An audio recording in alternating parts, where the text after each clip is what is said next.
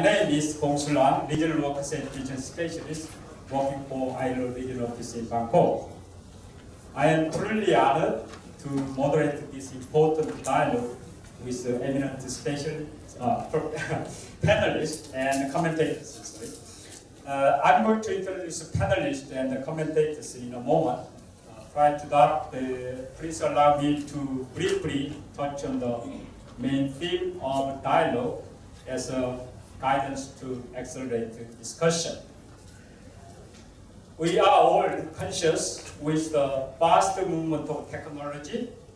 We don't know yet whether robot and automation could be a threat to human employment or a savior for the world war. Nevertheless, workforce across the industry are increasingly at risk. For instance, Amazon company employs approximately 50,000 workers, while it has 15,000 robots. The question is if the figure will be reversed in 10 years' time. The workplace in 2030 is likely to be very different from what is today. Current technology trends stress not only low-skilled workers but white-collar workers too. Automation and the digital economy make more flexible working arrangements than before. The question is whether workers in the traditional job can be protected or rise, improved security and social protection. Already in the previous dialogue mentioned that around 50 to 60% of the workforce in Southeast Asia are in the informal economy. Also, the region is the key player for global supply chain in the sectors of the garment, electronics, and auto part. Working conditions and labor rights in the global supply chain are main concern of this society.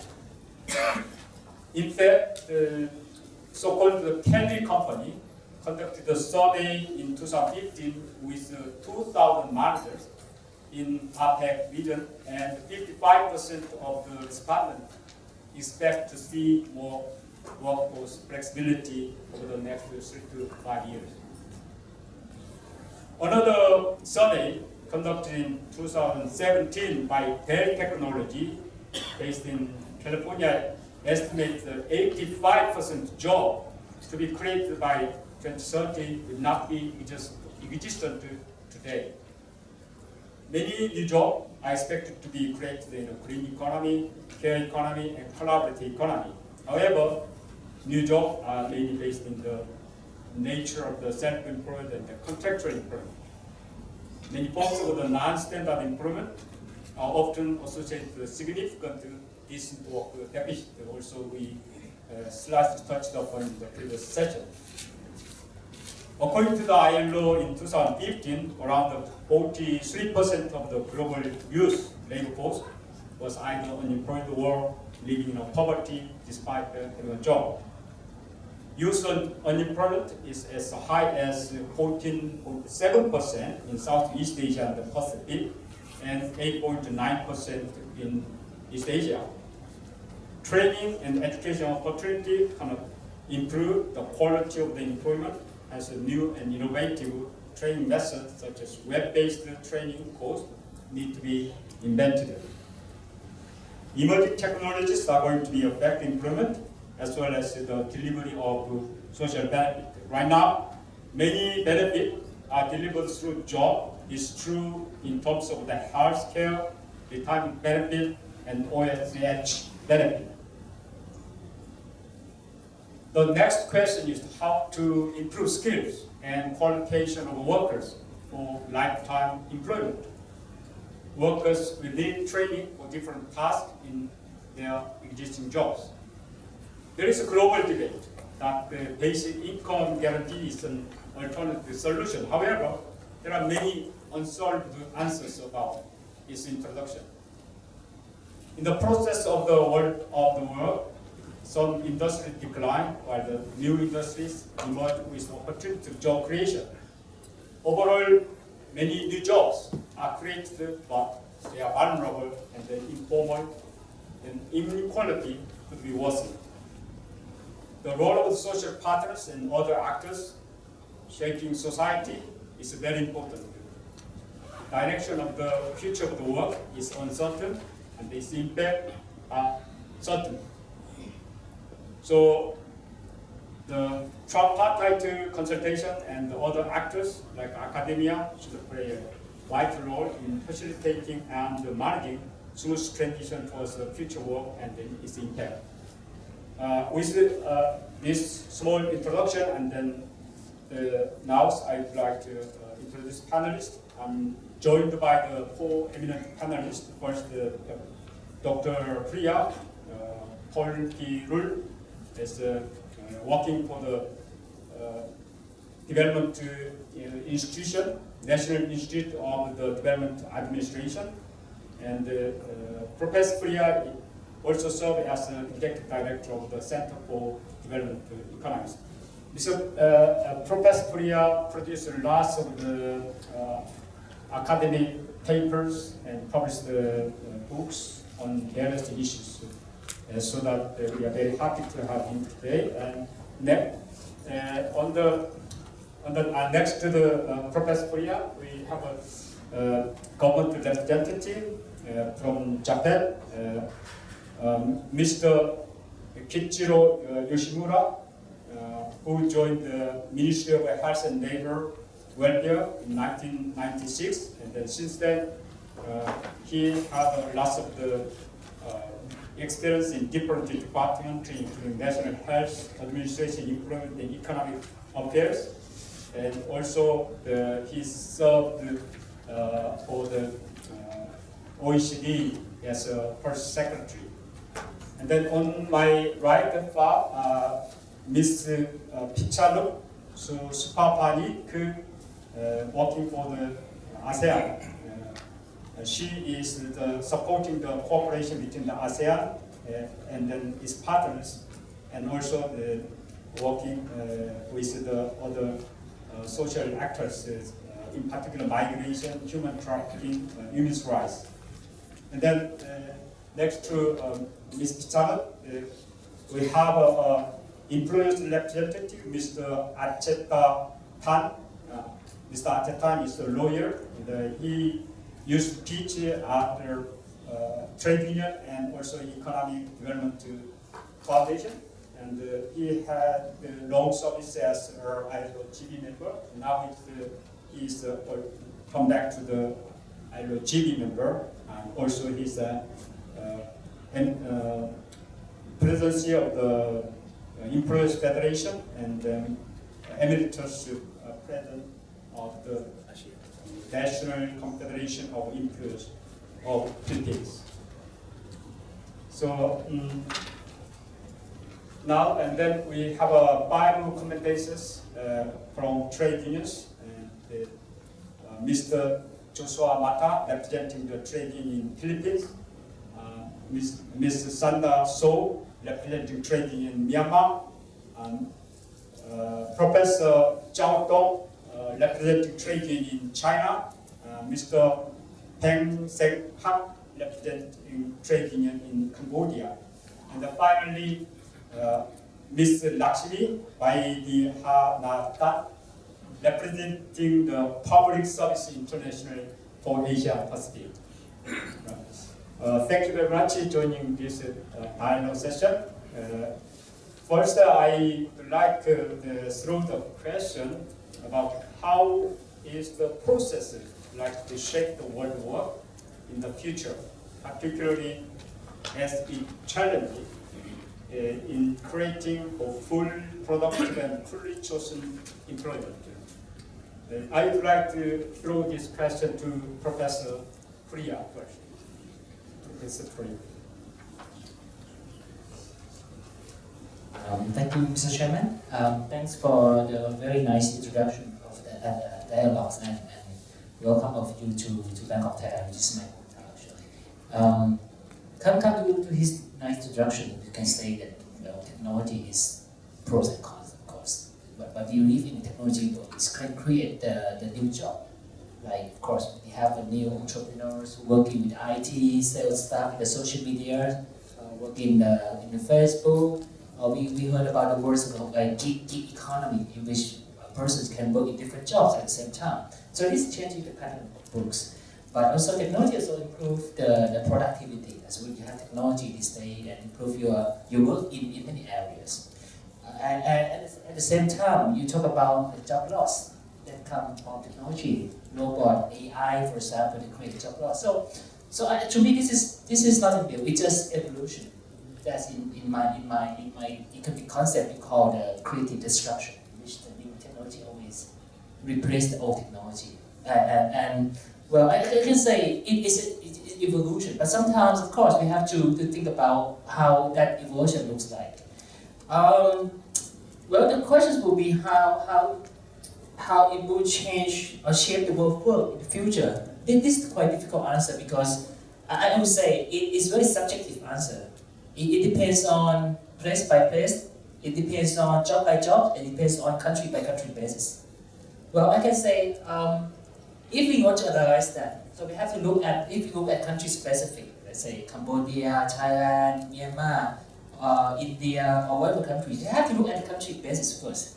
First, I think we have to look at the structure of economy of each country and the stage of development of each country. Whether the country is now innovative-driven economy, like South Korea, for example, or whether the country is now like investment-driven economy, like Thailand, like Malaysia, or country is now factor-driven economy.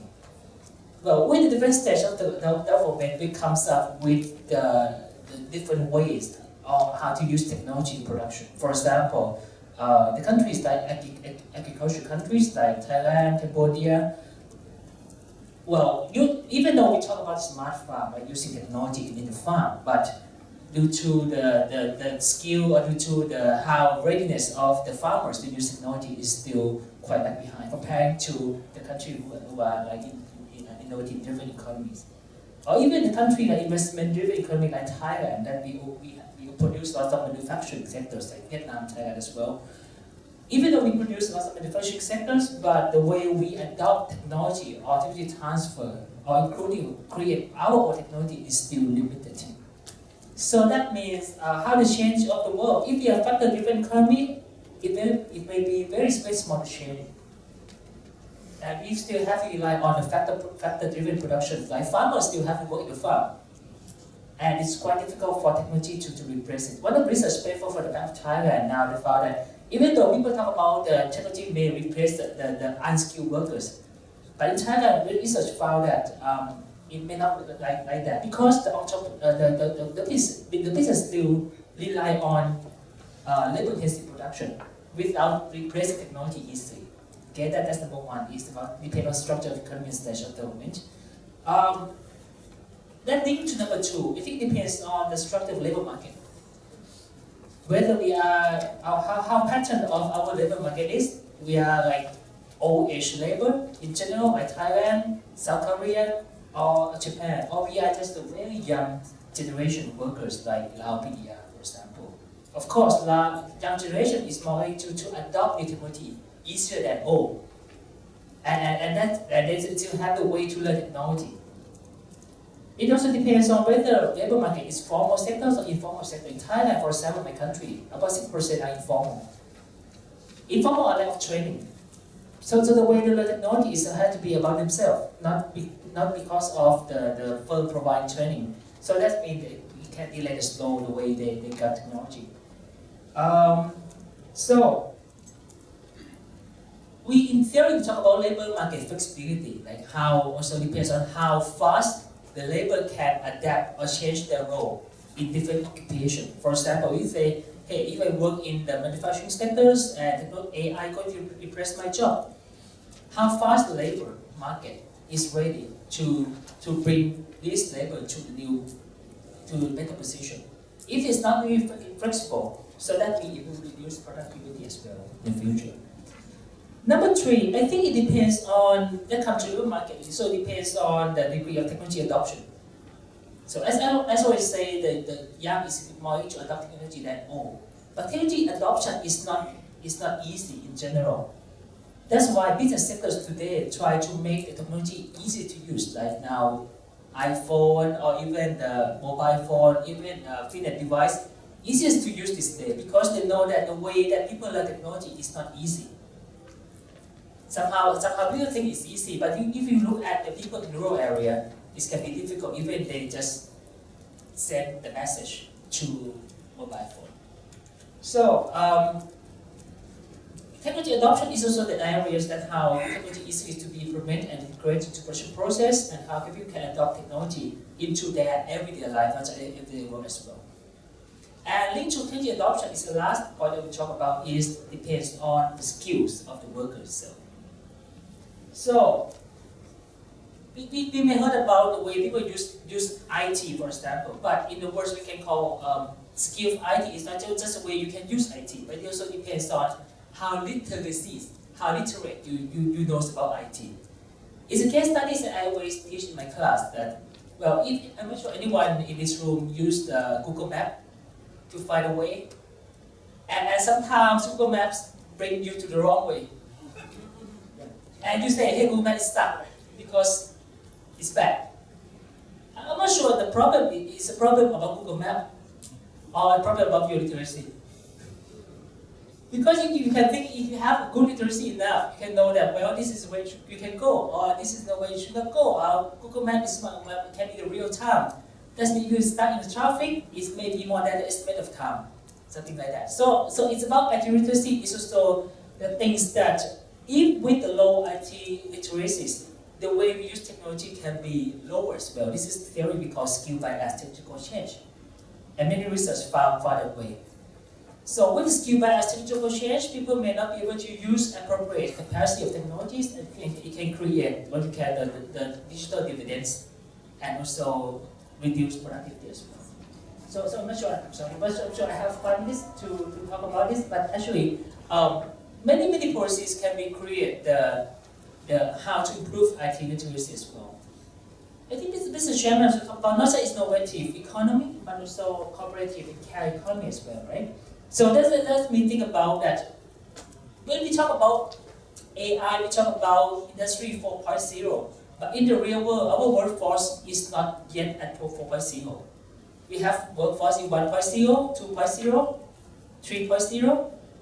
We have 1.0, just people who have just no IT at all. We have people who work in 4.0. So you talk about cooperative economy and care economy, so that means thinking about the World Bank's domain pathway that we call inclusive growth. In which how can we be able to make sure that workers in 1.0, 2.0 will be taken care of, like social protection or those kind of things, training or those kind of things. But to me, technology, I still see the benefit of technology more than the cost of technology. Depends on the way we manage that, and depends on the research. Also, the research works that maybe IO or any other research we produce for each specific country or specific job. Thank you.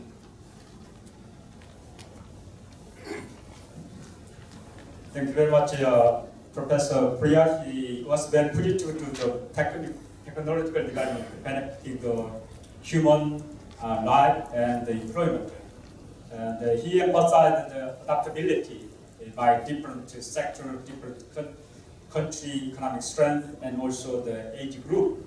And I would like to throw the question to Mr. Lakshmi, how you in the public sector effectively adopt technology, or it is a negative or positive in terms of the employment growth or employment decline, or the protection of labor rights. Ms. Sister Lakshmi, please. Yeah, thank you very much to start that discussion in a positive note. That you said that it is creating employment, new employments are coming in many countries, and young people are able to harness the information technology. As I come from the public sector, as you can recognize that without public services, countries would not have grown to the level today, what it is today. The developed countries are industrialist countries. So having said that, in the recent years, the public services definition has been completely changed. It has been changed as it's something like it's not value added anymore. It's like a burden for the exchequer. And then the technology and the developments what you are talking about is encroaching into the public services, and the public services are digitalized and more or less commercialized. So that means technical development cannot replace the quality of public services, right? So we all agree with that. So with that in mind, I do see the future of work, what we see in the current status, is really giving a very bleak picture. For example, almost all the jobs in the public services are now precarious, either outsourced or contractualized. And you know the reasons why this is happening. Because we, in your intervention, you have not mentioned about the regional institutions, which are mainly responsible for triggering the policies in the region. For example, in our view, the Asian Development Bank, which provides loans to almost all developing countries, they are giving loans in the pretext of promoting certain policies which are detrimental to the employments, especially in the public services. Most of the jobs are now precarious because of those policies which are pushing privatization and public-private partnership in those lines. So the jobs become precarious. Maybe technologically, as you say, there may be many jobs, but are they real? The introduction of Pongsulan says productive and full-time jobs. Are they providing full-time productive jobs or the decent jobs? What ILO is promoting and the unions are supporting it. So I think that's a big question there. I'm coming from the RCEP negotiations in Hyderabad. The mega trade agreement is being negotiated by the ASEAN plus 6 countries. As you see that there are 7 chapters on labor, and most of them again damaging the labor. The labor in the I should say the permanent labor or the permanent work. They are promoting precarious work. That's what, because the deal is still in secrecy.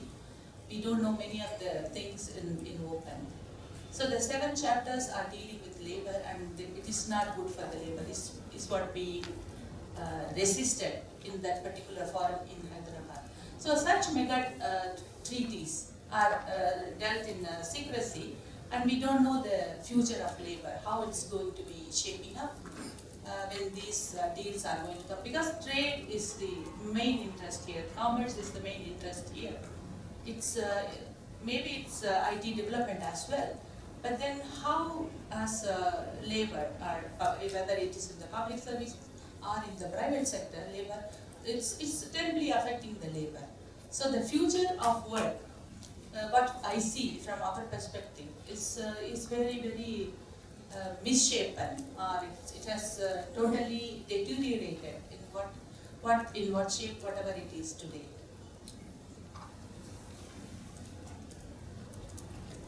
Mr. Lakshmi, thank you very much for your counter-argument against his positive conclusion that the technology benefits human rights and also possibility to create a job. And then you made a little bit negative aspect against the technological impact, and then you thought that it is disrupting employment. I'd like to invite the employers, Mr. Tan, to have his view from the employer side, how that the technology benefits the business, its growth, and also together with the development of the employment. Well, thank you, Paul. This is a very dynamic dialogue. We can agree with so much of what the professor said about the benefits of technology and so forth and so on. I think his message to us is that the belief that the workforce will be resilient enough to adapt to these changes. But at the same time, the late representative from the trade union also is telling us that there is some uncertainty in the world of work, for the future of work. I can agree with her too. So what I'd like to say here is that I think there is one commonality that you can probably agree. In other words, face the reality that there will be an impact on the future of work. As a matter of fact, technology would probably demand a makeover of the not only the International Labour Organization, but even of labor relations. For example, Pong, you mentioned something about robots, and then earlier this morning, I heard Ms. Chu talk about online industries, and then Akiko mentioned driverless cars in the future. So these things really will impact greatly upon the future and the nature of work. For example, how can you bargain collectively with robots? In other words, there will be a very maybe cataclysmic change in the nature of work in the future because of innovations. Jobs will be lost. How will the jobless cope up with the advancements in technology? So at least we have two sides of the proposition here.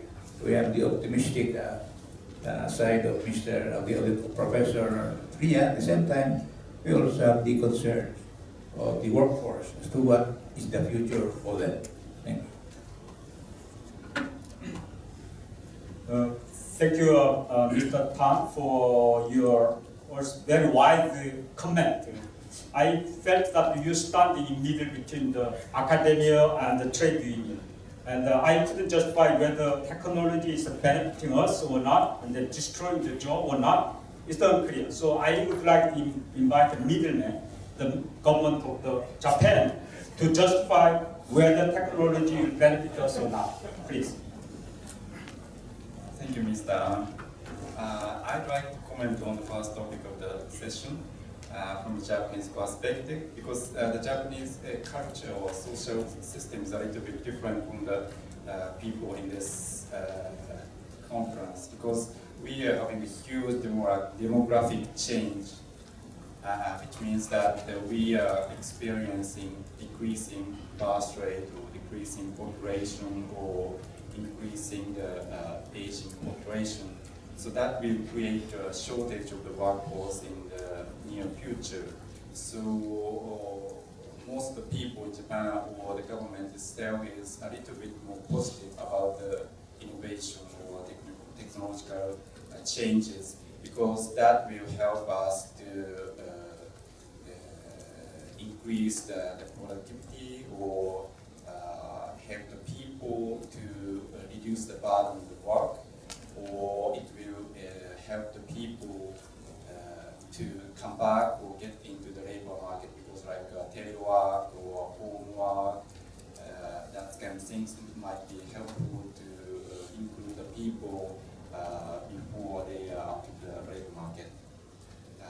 And I also worried about the situation if we do not do anything about the technological advancement, but some other country might take the opportunities that will create loss of the market of countries, and that might lead to the loss of the employment. So anyway, we have to stop the advancement of the technologies, but we have to think about utilizing it, and also we have to think about cushioning the side effect of the innovation. For example, like smoothing shift of the people from one workplace to another, or we have to train people for the next job and so on. So basically we are a little bit positive about the technological innovation, and we have to think about the cushioning the side effect and distribute the benefit of the technological innovation to the people related to the advancement of the technology. Thank you very much, Mr. Yoshimura-san. Bringing the Japanese case. Japan is moving towards the aging society, so adoption of technology is essential to increase the productivity and also to take care of the elderly. And at the same time, he alerted that there is a side effect on the technological intervention in our life. But also he provided the advice to us to effectively utilize the technology. With this now, I would like also invite the representative from the ASEAN to get her view on how the ASEAN see this technological development will affect the lifestyle of the people in ASEAN as well as the economic growth in the future, together with the job growth. Thank you very much. And first of all, thank you for inviting ASEAN Secretariat to participate in this conference. From the perspective of ASEAN, I think it is very true when Professor mentioned that we also have to look into like country-specific context. We can look at regional level, of course, but at the end of the day, it is how each country varies. As you know, in ASEAN, we have countries with different demographic structure, different technological advance, and economic structures as well. So overall, at this time, if we look into employment sector of ASEAN, 40% still remain in agriculture, although some country agriculture is very, very little or non-existent, like in Singapore.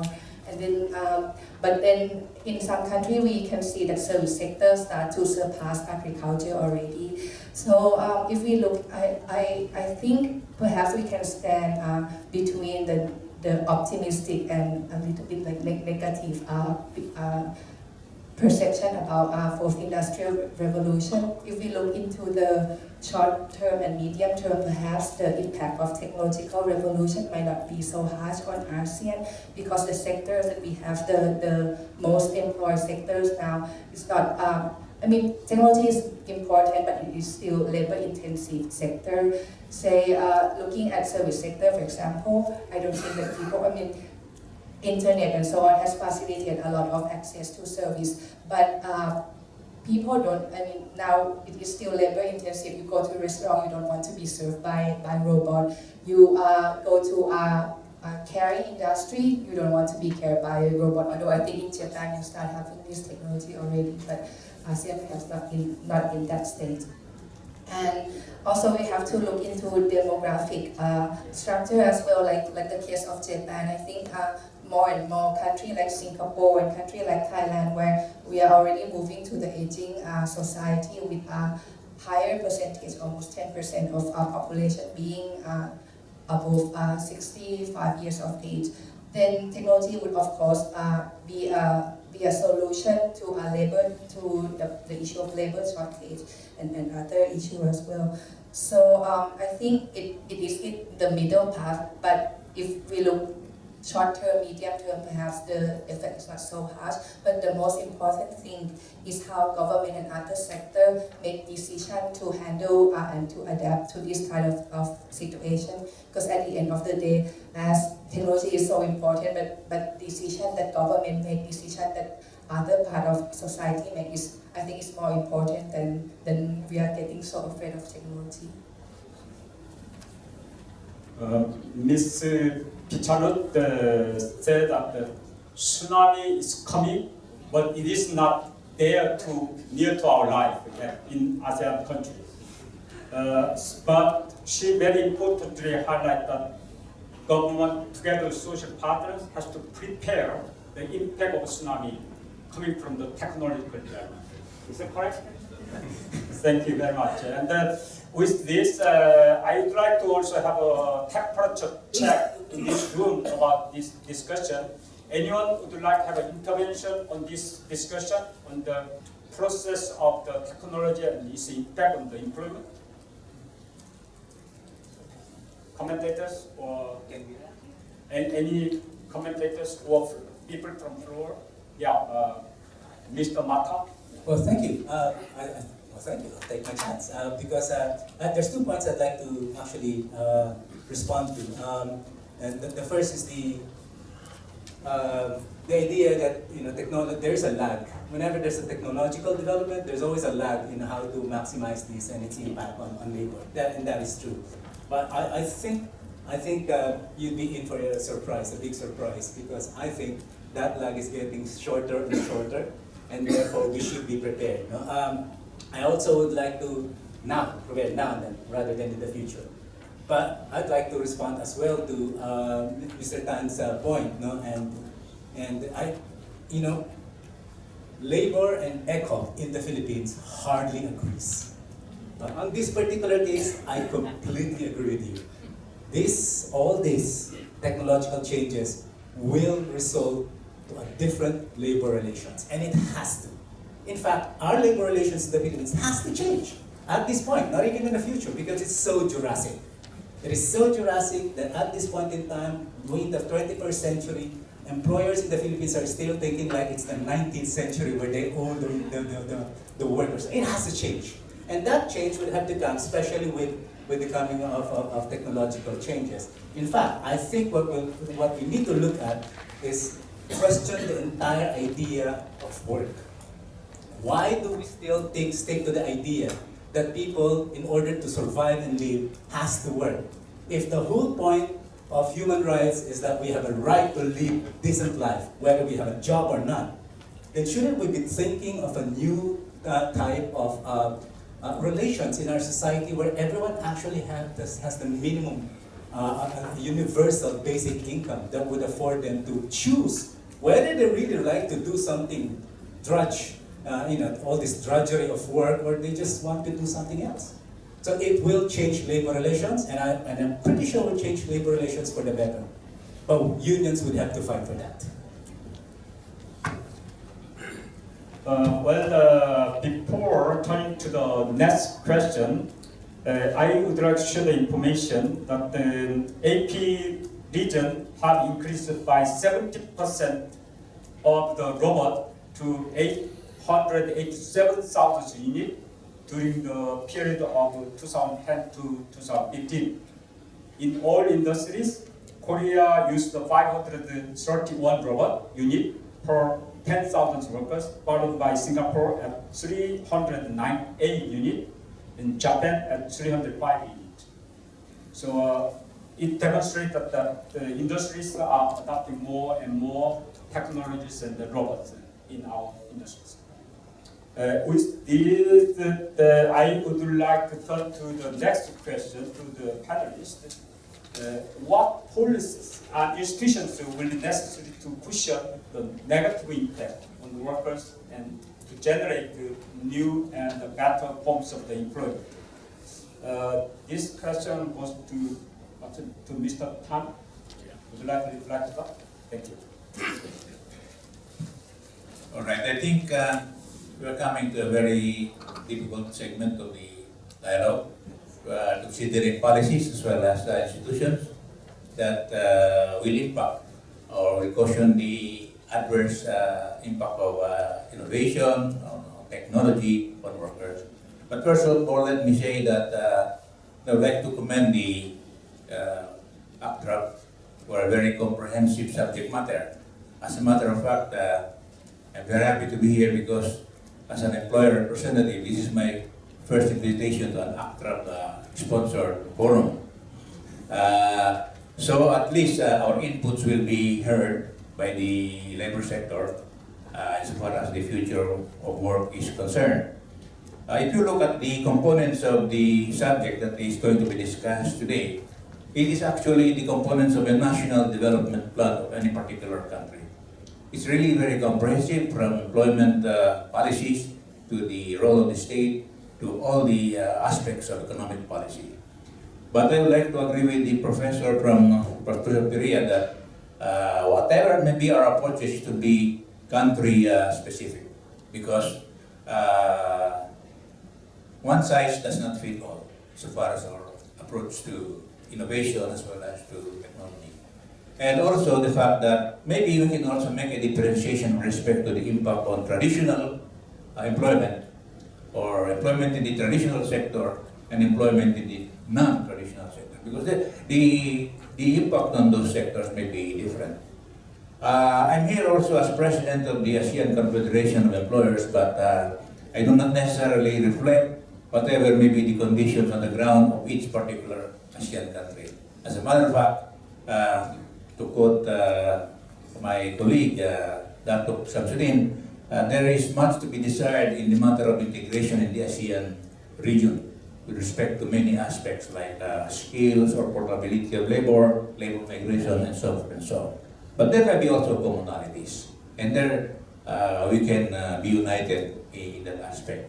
So having said that, what policies would probably be adopted to address whatever may be the negative impact on the future of work of all this innovation?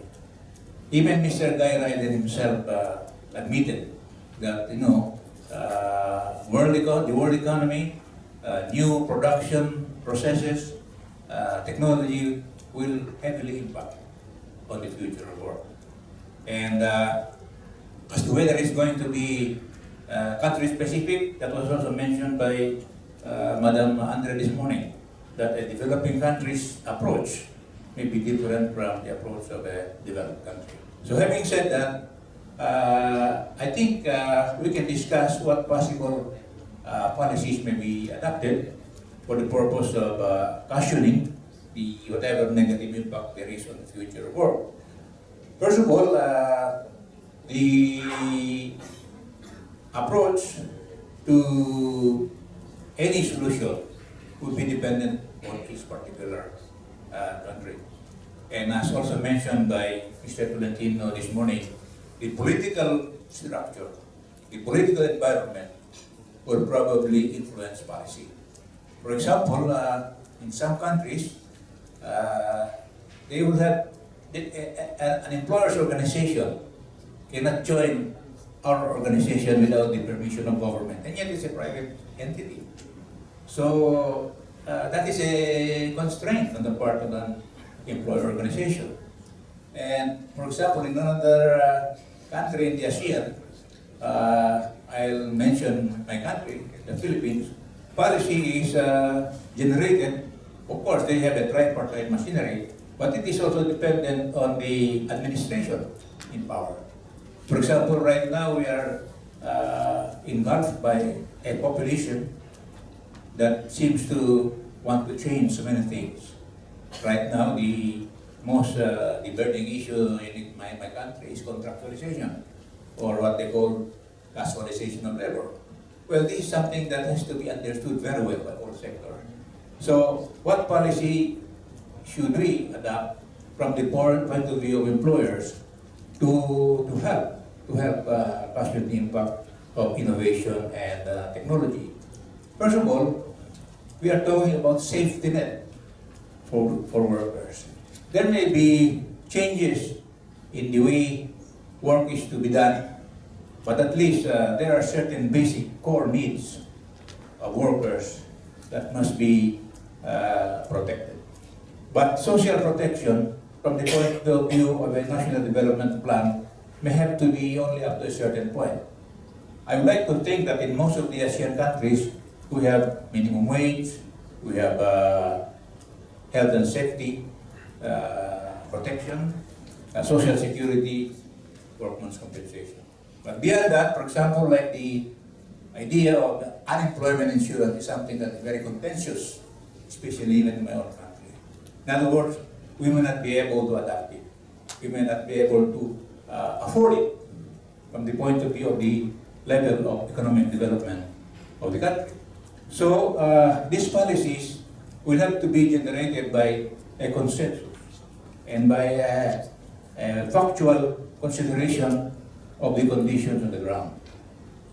Our approach, for example, of the Philippines may not be the same as those in Singapore, which is a very highly developed country.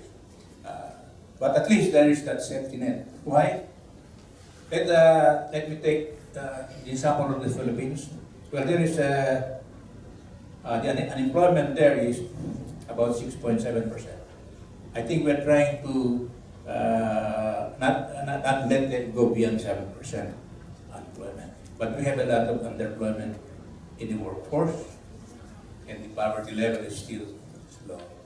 So we have to have a policy that has a social net protection for the workers. Why? Well, this is an offshoot of the Declaration of Philadelphia, that poverty anywhere is a threat to prosperity everywhere. Said differently by a jurist, he said that the privileges of the few are not safe if the rights of the many are not protected. So that is a government policy that must be adopted for purposes of cushioning the impact of the negative consequences of innovation or of technology. Then the next possible policy thrust would be flexibility of employment and flexibility of labor.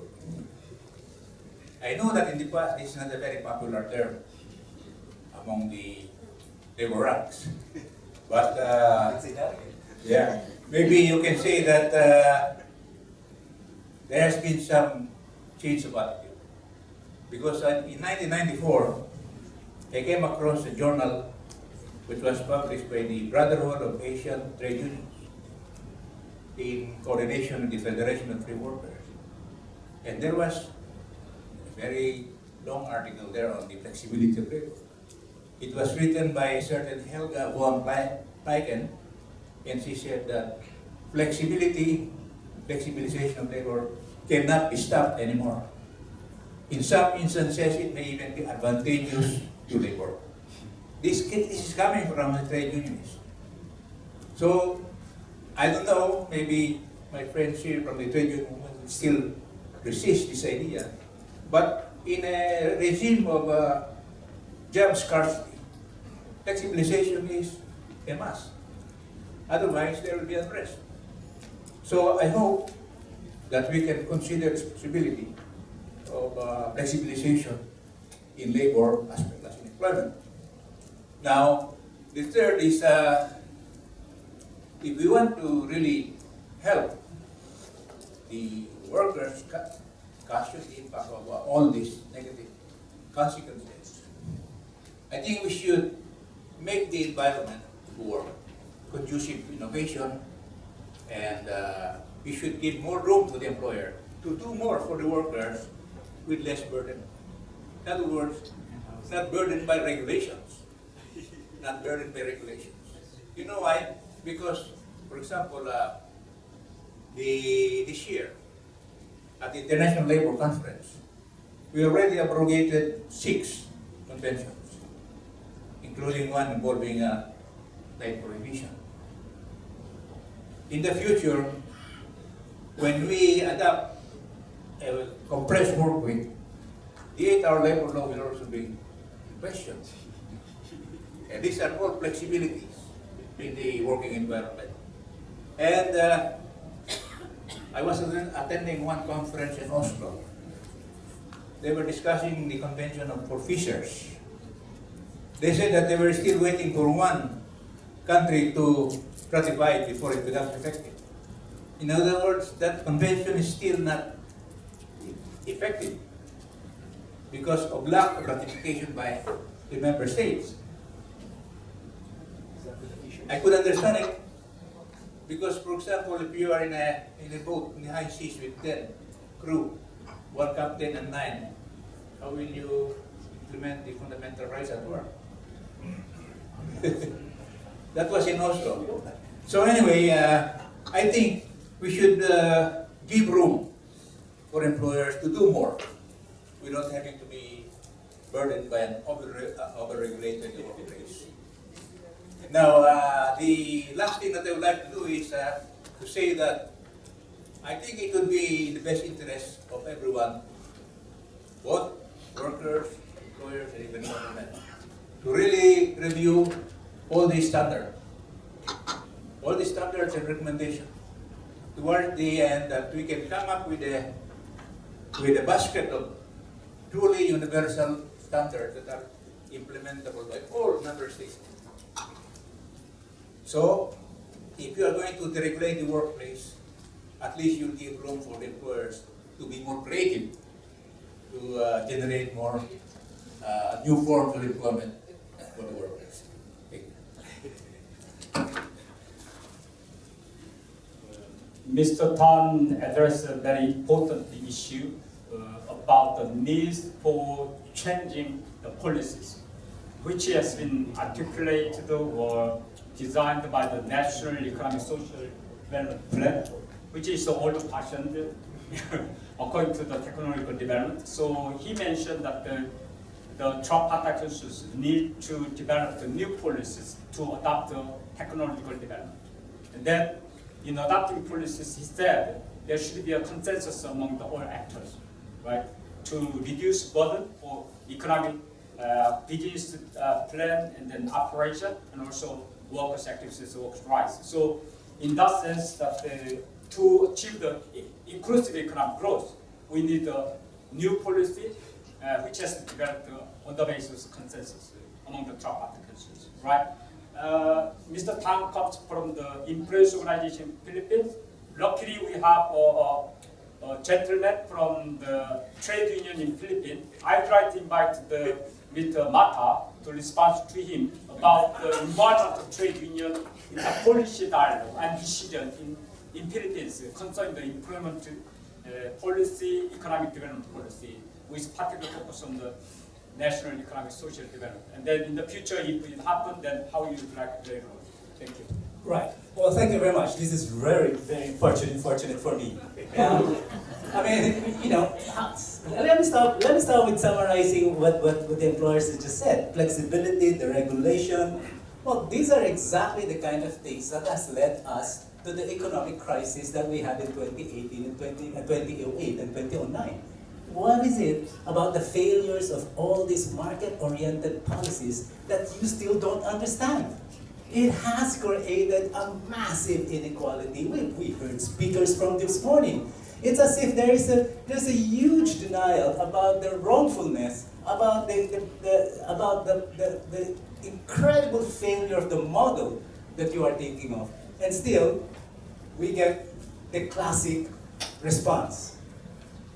We need more flexibility. The reason why we have a crisis is because we need more flexibility and more deregulation, the very same issues that led to the crisis. That, to me, is really unacceptable. I think if we let the employers just to go ahead and do what they want, then they will just all push every worker down to the bottom and use whatever it is that they can use in order to jack up their profits. Because that to me is the problem. When we talk about the future of work, it really is not a problem if we're talking. We need to be very clear. What do we mean by work here? If you're coming from the employer side, and if you're a capitalist whose only interest is to exact more profit, then obviously you have a very clear set of prescriptions on what to do. But if you're coming from the labor movement or the civil society who are more concerned about human dignity, about living decent lives, then I think you'd have a completely different set of prescriptions. So, what should be the policies in response to Industry 4, in response to Fourth Industrial Revolution, etc.? Well, I'd like to put forward three things. I don't want to respond to about the questions on what is the Philippines doing, because whatever ECOP is saying, whatever the employers are saying, is exactly what the government is doing. So you already heard what the employer said. So that's what government is doing. So their president, President Duterte, actually promised to end contractualization. And what did he do? He legitimized contractualization. Why? Well, because that's where ECOP is very, very influential. So now you know where the power is. Now, what are the three policies that I think we need in order to really be ready to embrace the technological development that's coming? And I'm saying this quite clearly. I would welcome technological development. Seriously. I mean, if there are machines who can do all the repetitive work being done by all the workers today, if there are machines who can replace the job being done by fast food workers, those crappy jobs that fast food workers can do, if there are machines that they can do all the crappy jobs that nurses and all the other workers, sewerage workers, garbage collectors, all the crappy jobs in the world, mining, if there are machines who can replace this, for crying out loud, let's have them. Let's have all these machines. Why? Because I think people have to live decent lives, and we should not be forced to do jobs that are crappy in order just to live. So what are the three policies that I think should be installed in order to prepare ourselves for this new world that we're talking about? Well, there are three things, actually four. First, I think we need to, hang on. Let me just check my notes. First, I think we need to talk about, I already mentioned earlier, we need to talk about a universal basic income. I think whether you have a job, or not, you're skilled or not, you're a man or a woman, you're immigrant or you're someone or you're a citizen of a particular country, it doesn't matter. Everyone in every country should have a basic livable income, which would mean that even if they don't have a job, then they would still be alive. Now, obviously, I know what's happening right in the head of Mr. Tan right now. Oh my God, you're going to promote a bunch of lazy people, a whole generation of lazy people. Well, what's wrong with living decent lives even if you have jobs, even if you don't have a job? No? So why is that beautiful? That's beautiful because it now actually makes the neoliberal promise of freedom of choice actually true. If people have livable incomes, whether they have a job or not, then they have a freedom to choose whether they want to work for a crappy job for McDonald's or not, right? So that's a neoliberal promise. So what's wrong with that if you're promoting all these ideas anyway? Second, on top of that, I think where do you get the money for that? Well, obviously we have to get it from taxes, and that's why I pointed out earlier, and it was clearly pointed out, that's why we need the political dynamics of this discussion. Because right now, corporations don't pay taxes. Of course they do, but they pay only a portion of the tax that they should be paid. They're very good at dodging taxes, and that's what everyone in this room, every employer in this room is actually probably doing. Second, with automation, I think there is now a clear proposal, a clear basis to promote shorter work hours. Why work for 8 hours a day or even more? We should have shorter work hours. 6 hours. Thomas, I love that quote. Thomas More said 500 years ago, we should have 6 hours. Man, he must be a Marxist. Finally, and on top of that, I think we should also make sure that in countries where universal social protection is not yet actually present, then that should be developed. Now, how will this all happen? That's where the political discussion should come in. I don't think that can be established simply with social dialogue. I know it's well-meaning, but his whole concept of social dialogue actually depends on the political parity between the partners. So if ECOP has so much power in my country, and we in the labor movement have no power, even if we do 100, 1,000 social dialogues, no one will listen to us. Well, that means we in the trade union movement should really think about how do we amass more power now, and I think, seriously, we no longer should depend on political parties on doing the job for us. We should do the job ourselves as trade unionists. Thank you.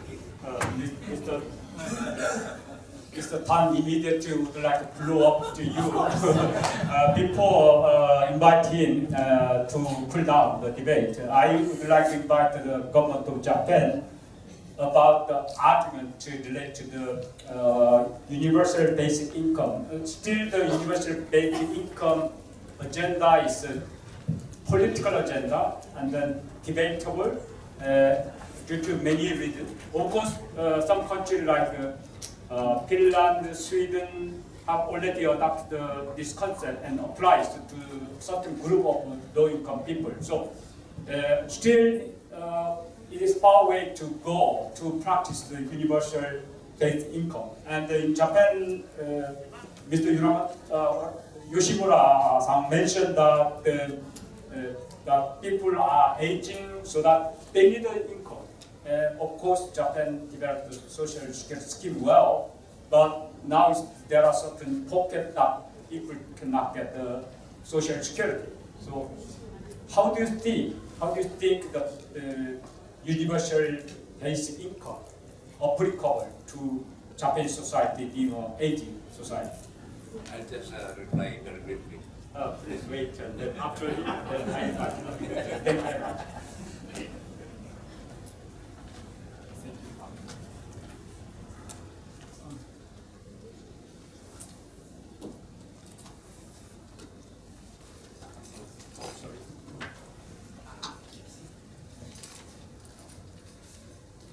Thank you very much for the comment from the Philippine Trade Union. I think the basic income issue, we must think about the cost of the system because we use that system, we have to create the money from the taxpayers, and it is so huge. And also, we think about the needs for the people. It depends on the situation of the people. So, if, for example, like if pay $500 per month or $1,000 per month to all the people in the country, but some people might need more money for the going to the hospitals or take care of their children and so on. So the needs for the people that is so different from person to person. So if we pay just one single amount of money for the old people, might not cover the needs of the older people. So at this moment, I think the basic income idea is a little bit unrealistic and costly to introduce to the Japanese system. Can I wrap it up? No.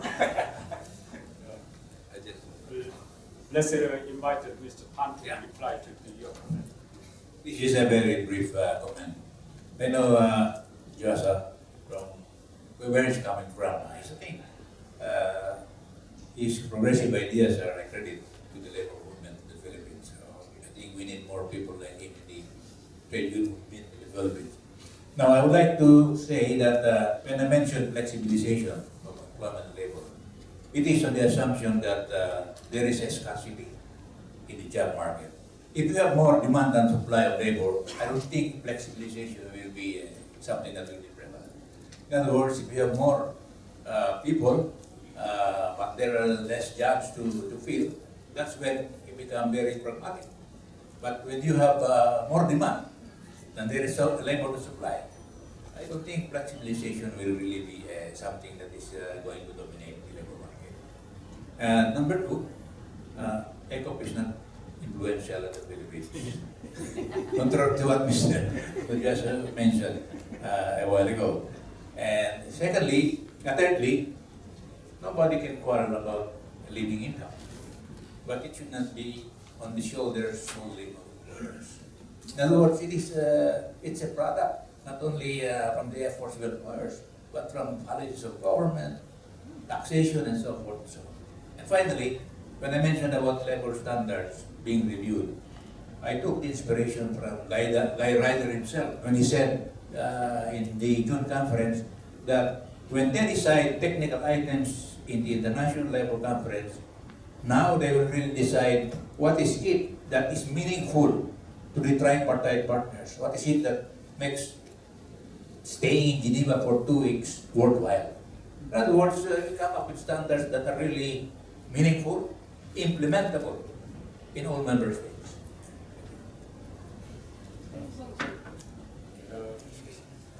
Yes, I would like to invite the panelists and the commentators on this debate, in particular flexibility of employment, universal income guarantee scheme, and then also the inclusive economic growth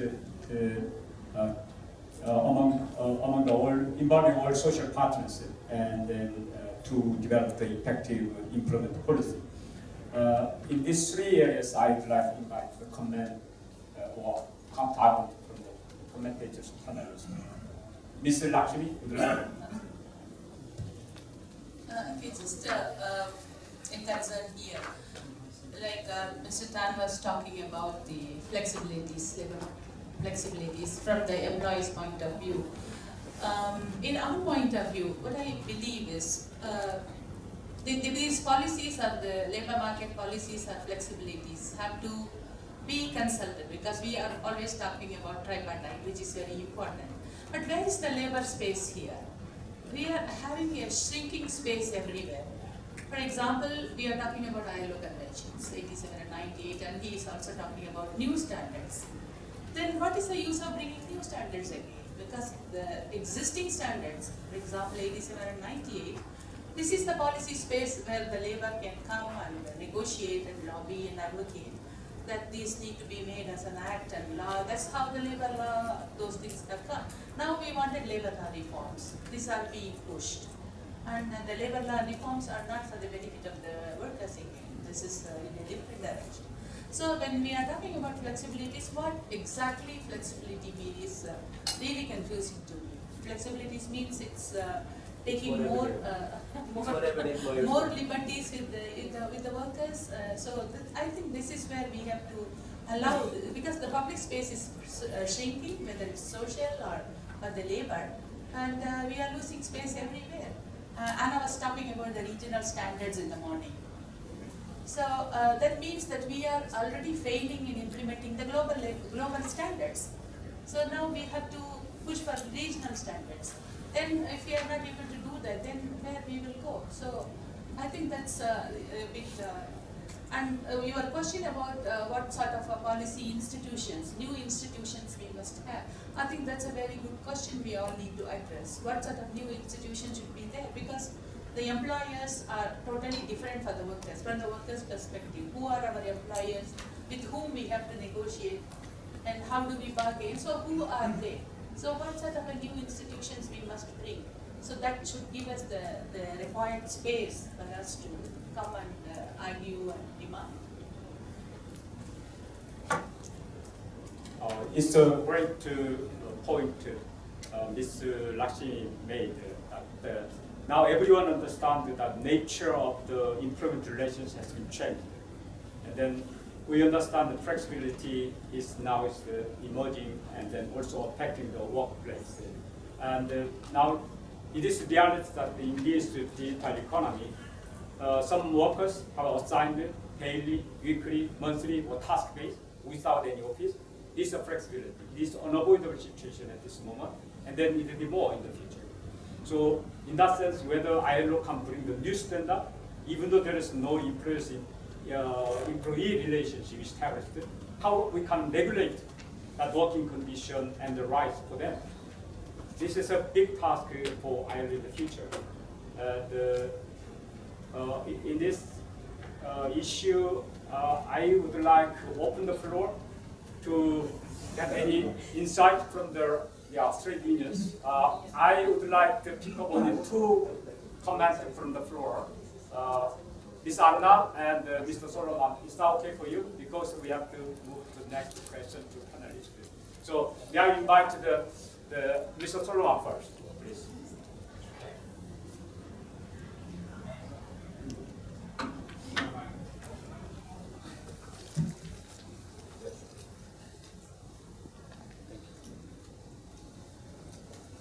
Thank you, Mr. Paulson.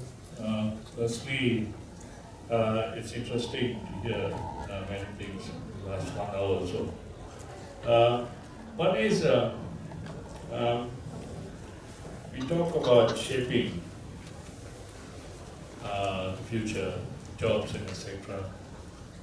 But the rate the things are moving, the rate the countries are racing towards robots, it is also worrying. So if every country start competing with how many robots they are going to have, then I think we are not looking at the people and we are not looking at the values of the whole entire corporate. One is we agree that technology is required. We agree that we should not isolate from technology. But I think it should be based on each country's need and expectation. If you try to introduce in a third world country every new technology that's surfaced in a very developed country, then I think you're not looking at the people and the values. So you have to consider each country very carefully. And I am very tempted to touch on the more flexibility required by the employer. I really do not understand the amount of flexibility that they have, the amount of exploitation that the employers are doing, I really do not understand what more flexibility do they want. The only flexibility that I now look at is that the flexibility must be given to the government to actually criminalize all these employees who are exploiting.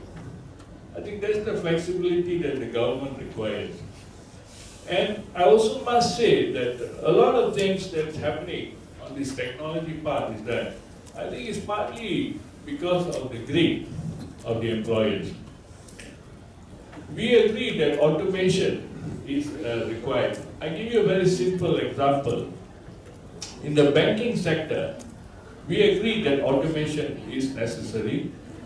We agree that digitalization is also necessary. But did the countries who are introducing the digitalization and automation into their respective country, have they prepared the people to actually accept that kind of empowerment? That's a big question. Because many of these countries who try to introduce these to the developing country, they are unable to prepare this, the workforce for that kind of changes. That is why we see many of them, many developing countries are still keeping foreign experts into this technology area. And in Malaysia, I want to emphasize that we are worried the manner the technology is going is because technology seems to be taking every other worker's function. We are worried that the middle group of people are completely going to be erased off. Because one is, I think the Malaysian employees representative spoke in the morning, that upskilling is lacking. And he said also that in view of the operation needs, workers are not given an opportunity to attend training, or they don't have time for training. And the employer representative also suggested that there should not be any more classroom training, it should be on-the-job training. I think this is something that we have to study very carefully in the respective country. For instance, in Malaysia, if you're going to replace classroom training, Malaysians are not prepared for that. Even though there are e-learning, but you are not producing the kind of workers that you actually need for Malaysia. And in Malaysia also, the employers should be also prepared to provide the space for the workers to attend training. The irony is, many employers who emphasize on training, these are the same employers are giving reasons that they cannot release the workers for training, for empowerment, because of the operational needs. But this is the same kind of employers who are making huge profit. So how do you want to actually shape the people to prepare for the future of work? So there's a role that the employer should also play. So that is why I'm saying that I don't understand what more flexibility that the employers want when they are the ones of cost of most of the problems. And also the government should not be left out in this context, because the government is allowing technology to just creep in, and eventually the employers who talk about humanizing actually dehumanizing the workers. So that is a serious mismatch on how you want, if you want to shape workers today, if you prepare them for the digital change, in a month later you come out with another technology. And this worker who has actually acquired the knowledge after 10 years, his knowledge becomes obsolete to actually acquire the new changes. So these are some areas that we have to seriously consider. Have you prepared the respective country, have they prepared the workers to face the challenges, or to shape themselves to prepare for the technology change? Thank you. Thank you, Mr. Solomon, for addressing the importance of the skill upgradation and the reskilling of the workers in response to the technological development. And may I invite Ms. Anna to make some comment on certain issue? Just three quick points. One, because first of all, I think that the title of this dialogue is about the full productive and freely chosen employment, and I think that we are too much focusing on technology. I think that as it was said, technologies happens, it can be good. If I think of Africa and the mobile phones, how they are reshaping Africa before, it's like I'm sure that you will have some ideas of how, you can use better certain things. But we don't have to lose, I think, the model, we need to reinvent the model of the world of work. And for example, I would say, just to create a little bit of debate, I tend to agree with what the ASEAN representative was saying about, we want to have, for example, a human being. It's like if I'm thinking of my children in school, if I think of myself in the hospital, I don't want a robot. These are the choices that we can make. It's like if I want to have a quality public service, if I want to have good jobs that are paid well, why not? It's like, again, it's about the fact that it can happen. Nuclear arms can happen. We decided not to have them. So, I think that we need, again, a governance of this dimension. Or, for example, we have the green economy, the care economy, it's like rethinking in a way. Otherwise, we go back to think the same way. So I want to use that. Then there are, how do we get the money? This morning somebody was saying, let's tax the robots. Bill Gates said that. I want to tell you, just to provoke the discussion. Actually, Bill Gates is producing software, so it's not producing robots. So, we need always to see who wins and who loses. We need to find ways of making sure that, and it's also the debate about the universal basic income. I think that we need to start with quality public services. And, for example, Mr. Dan was saying, we don't want the unemployment insurance because it's costly. I think that part of the discussion also of how we build up an unemployment insurance together, it doesn't have to be only the employers, but it's like, for example, in Finland, just like it's like where the unions are stronger and negotiating more, then universal basic could lead only workers to get only the minimum wage, what we don't want. So it's like, how do we make sure that we have indeed the benefits, welfare, but not only to the lower, while, today on The Guardian, it was like the money, where does it go? UK and the Netherlands, the banks and all the profits of the multinationals. So, again, I think it's this kind of discussion. And then finally, two quick things. One on the Fishing Convention 188 that indeed will come to life in November, because the 10 ratification, for this convention the ratification was higher, so this is why it has taken longer. But also the idea is that this new convention is indeed new, like the Maritime Convention, because it allows for example, foreign ports to check the vessels, in different countries. And this is why I want to say this also in thinking the regulation for the full employment. It's a little bit of this, because as Lakshmi said, it's like this morning I was pleading for regional standards, but not at the expense of the international standards. I was just saying that in a situation where countries more and more trade, work together, where production occurs across country, we need to have ways of applying the global standards in a way that is also regional, so it's like it's not against, so I wanted just to clarify this, it wasn't against the global standard, but in the application. Of course, this doesn't mean that the role of the state, the national state is irrelevant. The role of the national state remains very important. So I think we need to to discuss indeed which are these wider policies that allow us for full productive and freely chosen employment, and the new sectors and the new ways of also using these technologies. Thank you.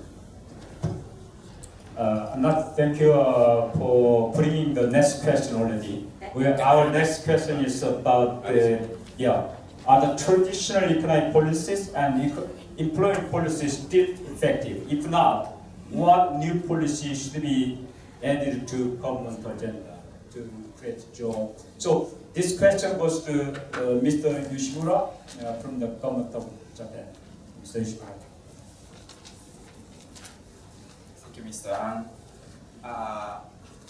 I would like to try to come back to the proposal from the deputy director on the job, but I think basically the traditional employment policies or institutions will be still effective, but I also think about the diversifying needs of the workers or changing conditions of the enterprises.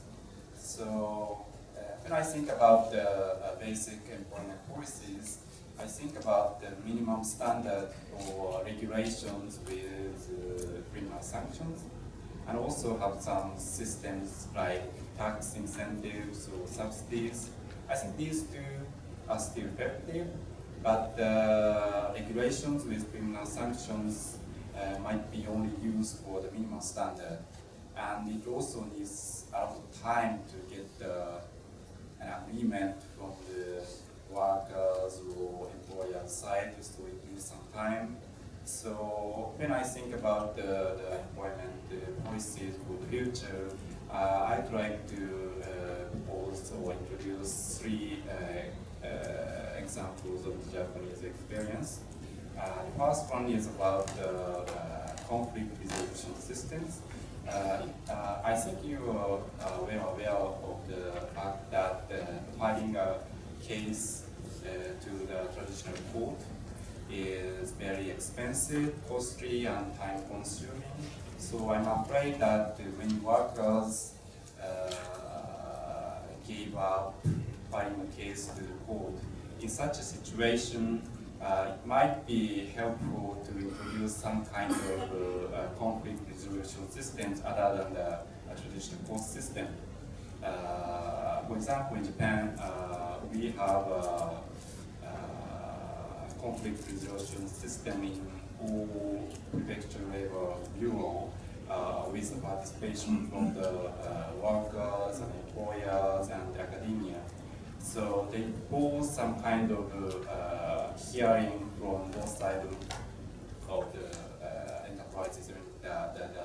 They have a hearing from workers and employers, and then the commission composed of tripartite participants will make a proposal to get an agreement in order to solve the conflicts. That kind of system is introduced and widely used in Japan. And the second example is usage of the information. I mean the usage of the market power of the information. I have an example of the Japanese case. For example, in the Youth Employment Advancement Act in Japan, obliged enterprises to disclose some kind of information like average overtime work per month or retention rate of the newly employed at the end of the third year. That kind of information helps job seekers to find the right employers, and also motivate companies to improve the employment conditions in order to attract the right persons. And the third example is self-setting goals or self-evaluation systems. I am talking about the system from the experience of the Japanese Women's Advancement Act at the workplace. that system was introduced 2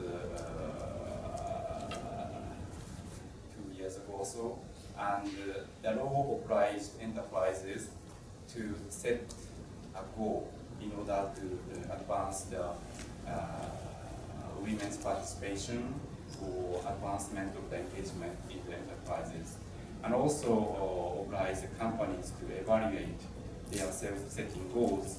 That kind of system motivate companies to evaluate their current situations and then keep working on the self-setting goals. So that's kind of a system might help to find a solution above the minimum standard.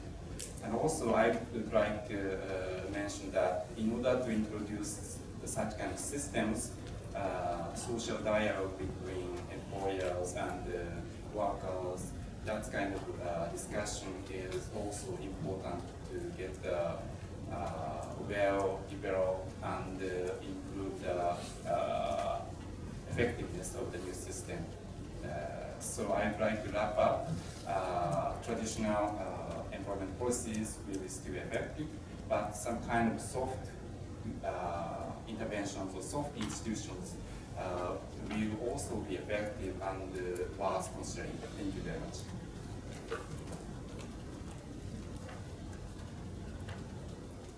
Mr. Yoshimura brought the country cases based on Japan and about the traditional employment policy, which is very effective. So in 3 areas, the conflict resolution system, youth employment advance act, and the safety evaluation system.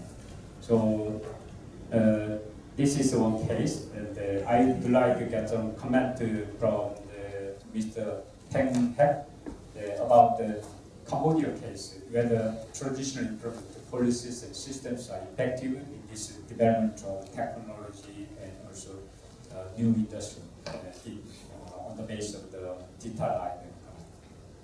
Thank you for yes. Based on the trade union from Cambodia, we can adapt it. Yes, the new policy for all, but just every policy we can start it from the tripartite. Yes, we can tripartite meeting between the trade unions and government to set up the proposal of the what we said technologies policies. And what are we concerning about the technologies? We still, less of unemployed of the Cambodian worker if they are apply as to us, because most of the Cambodian people, we know that they are poor, they poor knowledge, and they are agriculture, most of the agriculture worker. And so we should make the analysis or research on the basic needs of the, you can say the demands of the technologies in the company wealth and other investment. And so other we can think about the safety and protection of the worker, because the technology is very, yes, I think it's good, but for the simple worker, they are not familiar with the technology, so we should take care about the safety and protection, because it is very important when they are applying this fast. Maybe Cambodia is not adapted well. Yes, thank you. Just short. Mr. Seng Hak addressed one important issue we need to further elaborate with Professor Priya about the research on the impact of future work. Of course, the dimension of the future work is broad in different sectors, different areas. But nevertheless, in terms of concept future work, how much the research has been advanced, giving us some policy advice to the government, also giving us some recommendation and influence to adapt to the new changes, and also influencing to the politicians to impact the future work. So, Professor Priya, you have a rich research experience together with teaching with students. So, would you please educate us how much this research is useful and advanced and alerting people about the impact of the future world?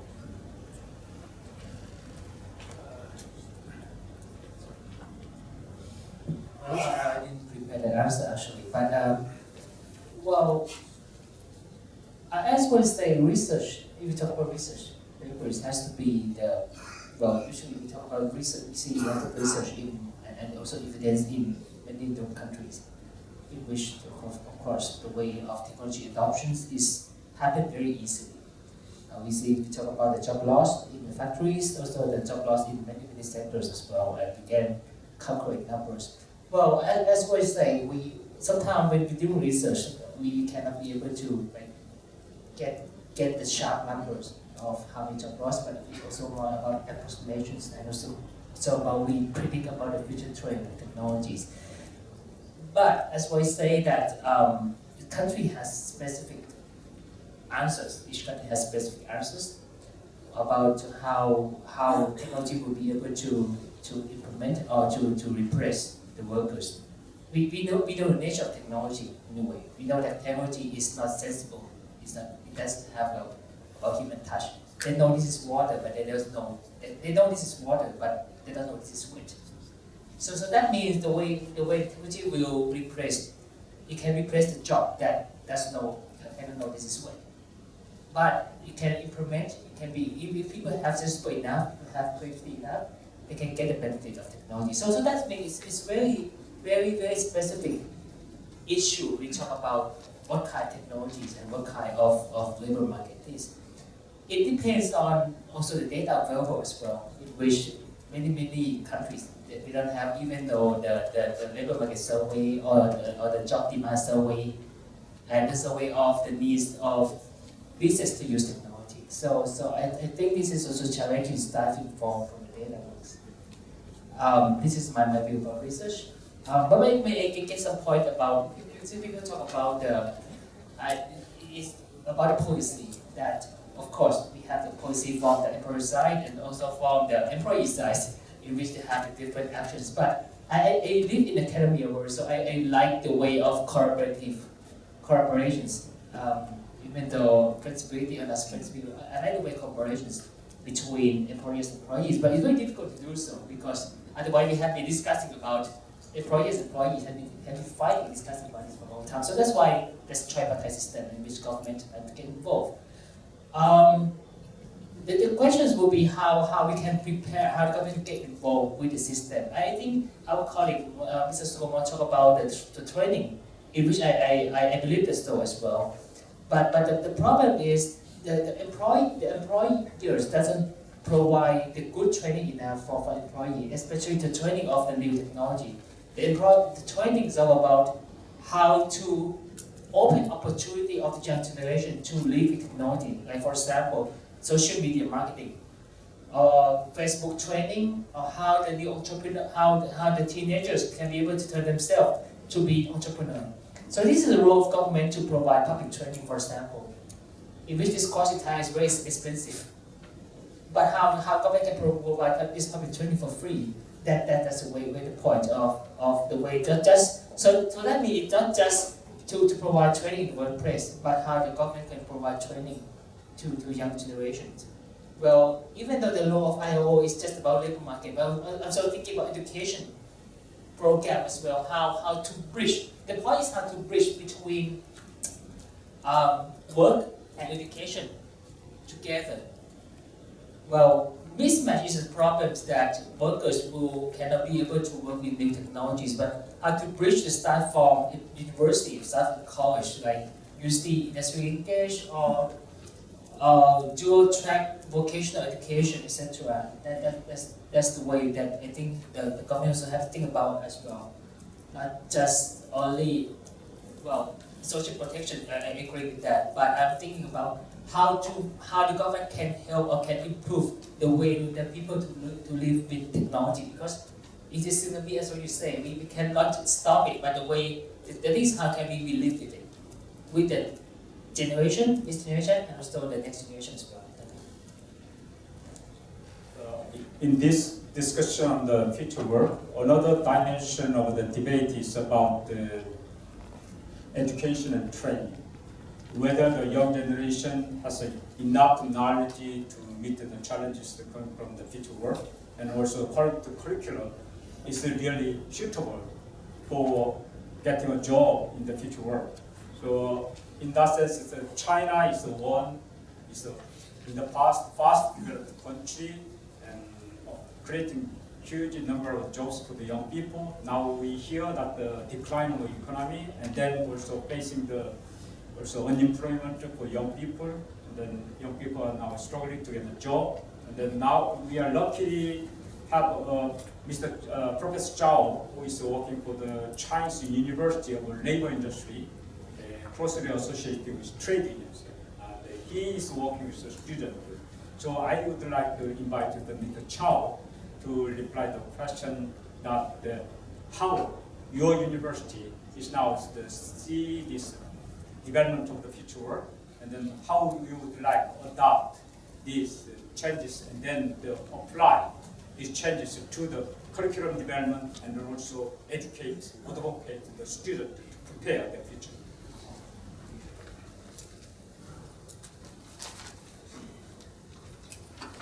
Good afternoon, everyone.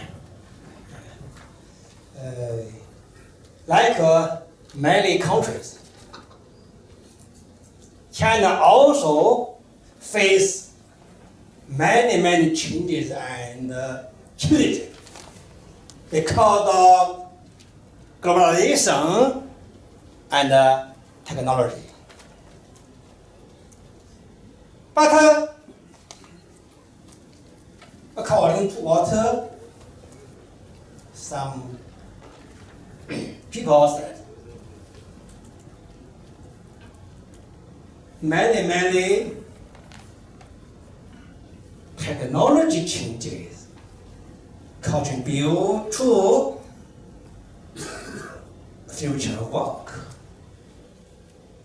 But in China, not only technology changes and challenges contribute to work, more changes about human, in particularly thought, idea. Now I tell a small story. Explain the phenomena. Last year, Chinese work-daily people invite me to write a comment paper about their social investigation. What investigation? About the rate of job hopping. Job hopping, leaving their job, rate. The social investigation shows that the highest rate of job hopping is 90th generation. That means that 90th generation is the highest at rate of job hopping at every stage, every age stage generation. Why? The reporter how one girl, she is also post-19. The girl changed 7 jobs in 1 year. 7 jobs in 1 year. Why so many? Why? The girl told a report. Why? Before the reporter asked many questions to the girls. Less salary? No. No good leader? No. No good environment? No. Why? She said that she is looking for ideal herself. Ideal myself.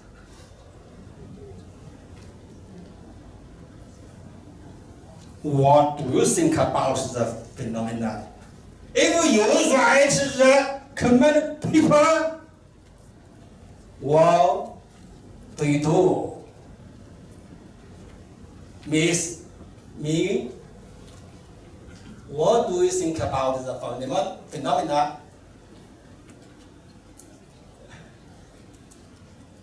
How do you write the comment paper?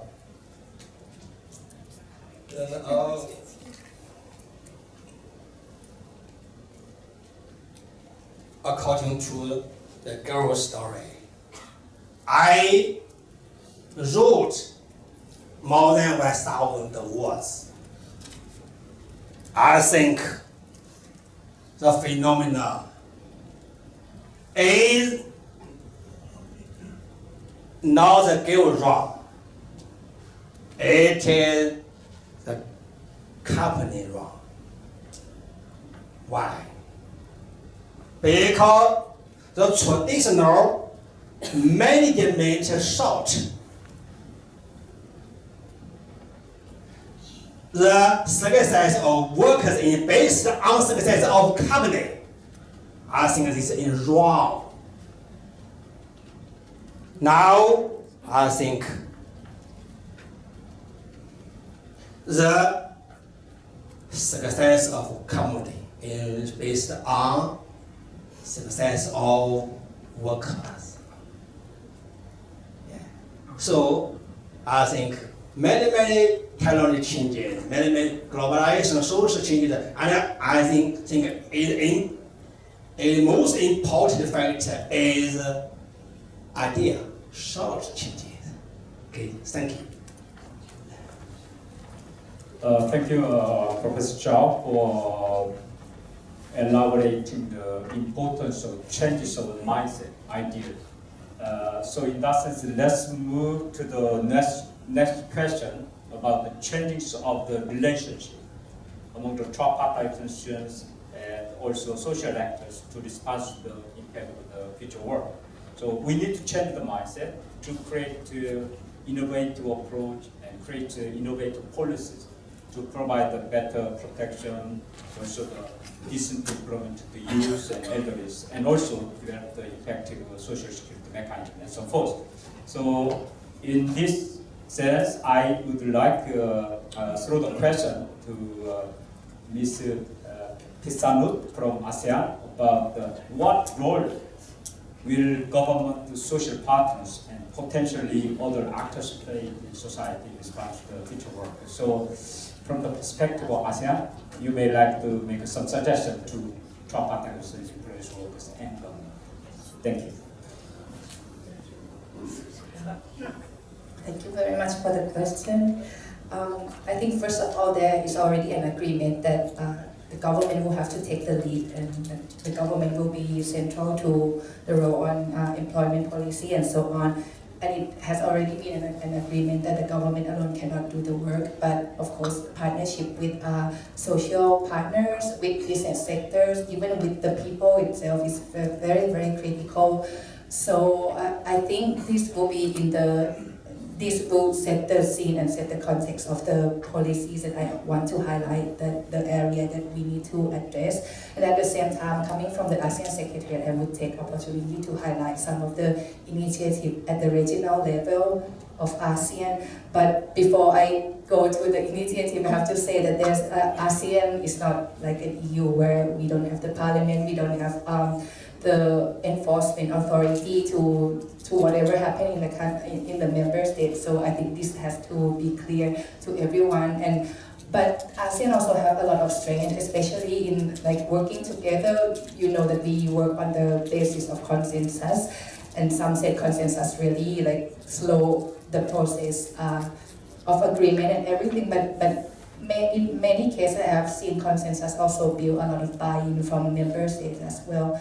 And ASEAN also has a strength in lifting the boat together when people learn from each other's experience and so on. And there's a lot of experience that I have seen in this regard. And I think a lot of discussion has already been concentrated on fourth industrial revolution, technological change, and so on. But I want to talk more in the also broader context, not just technological change, which is so true and it's happening, and it can give a negative and positive impact. And as you might know now, that every 4 in every 10 people in ASEAN have access to, I mean they are internet user, but whatever they use it for, like just Facebooking or do some economic activity, that's another issue. But then there are other contexts that we have to look at, like demographic change, aging society, especially in Singapore, in Thailand, and followed by Vietnam. At the same time, 1/3 of people in ASEAN are youth. And then the rise of youth, the surge of youth will continue for at least 2 decades. And then there's a projection that then the birth rate will decrease and so on.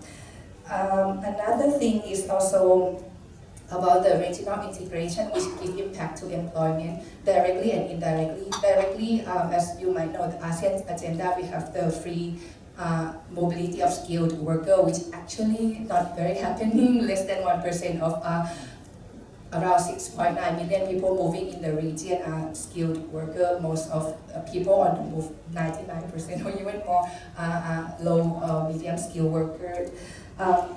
But this is the direct impact of ASEAN agenda on unemployment.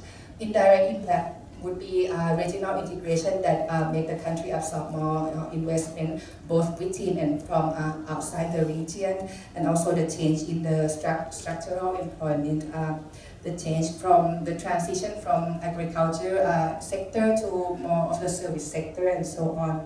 Then there is also the issue of rise of vulnerable employment, and also the rise of informalization, which is also discussed earlier. Another issue that we have to look is environment sustainability as well. I wouldn't touch so much because it's not my cup of tea, but this is also things that we have to think ahead for the next generation. And the last thing is also the very real issue of disparities, not just between man and woman, migrant worker and national worker, but also between people in rural area, people in urban area, people with disabilities, people from ethnic groups, which is also a real issue of ASEAN. So what are the roles of government together in partnership with social partners and also business sector and so on? I think they can be categorized into group. One is the role to promote, and the other one, maybe the role to protect first, and then the role to promote. Talking about the role to protect, first of all, of course, rise of migrant workers, forced labor, issue of trafficking in person, issue of worst form of child labor. These are real issues in the region, and it's compulsory for government to respond together with other partners. And at ASEAN level, we have many mechanisms for trafficking in person. You might know that there is already a convention against trafficking in person, especially women and children, already entered into force with the ratification by 7 countries. For the worst form of child labor, all of ASEAN members had already ratified our convention, so that's the compulsory thing. And then issue of forced labor as well, that countries have national laws and regulation to address. Another thing that the region has to promote is about social protection. There's already an advanced discussion about the universal universal income, but I think ASEAN is not at that level yet. But there was a discussion whether we should talk about regional minimum wage, but the countries are so diverse, so maybe not there yet. But social protection, ASEAN also have the Declaration on Social Protection with the regional plan of action, and this regional plan of action also includes some measures on labor market intervention, talking about how to improve labor market information system in the region, learning together from the system of each country and trying to develop the standard at the regional level. At the same time, there's a discussion about how to skill up people, especially those in marginalized group, those in rural area, youth, women, people with disability, and so on. So the discussion is ongoing, but at the end of the day, social protection is pretty much very national issue, and the best that ASEAN can do, I think, is in terms of learning from each other and then learning about the feasibility of different countries and try to compare experience. But one of the issues that can be addressed at the regional level is the social protection of migrant workers. And there will be a study on this led by Ministry of Labor of Thailand, talking about feasibility, how portability of social protection can be done in what area across country through the migration corridor. Then also maybe two more issues that the government have to promote, and then there's cooperation at ASEAN level is also issue of labor law enforcement through a role of labor inspection, which is very important and I think hasn't been really discussed in this forum.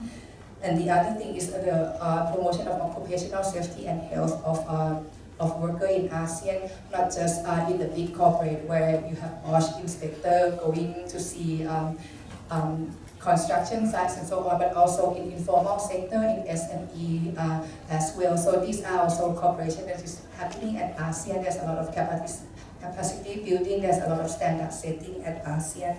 But again, many things at ASEAN, it's not non-binding, so the implementation will have to come from the country itself. The second one is the role to promote by the government.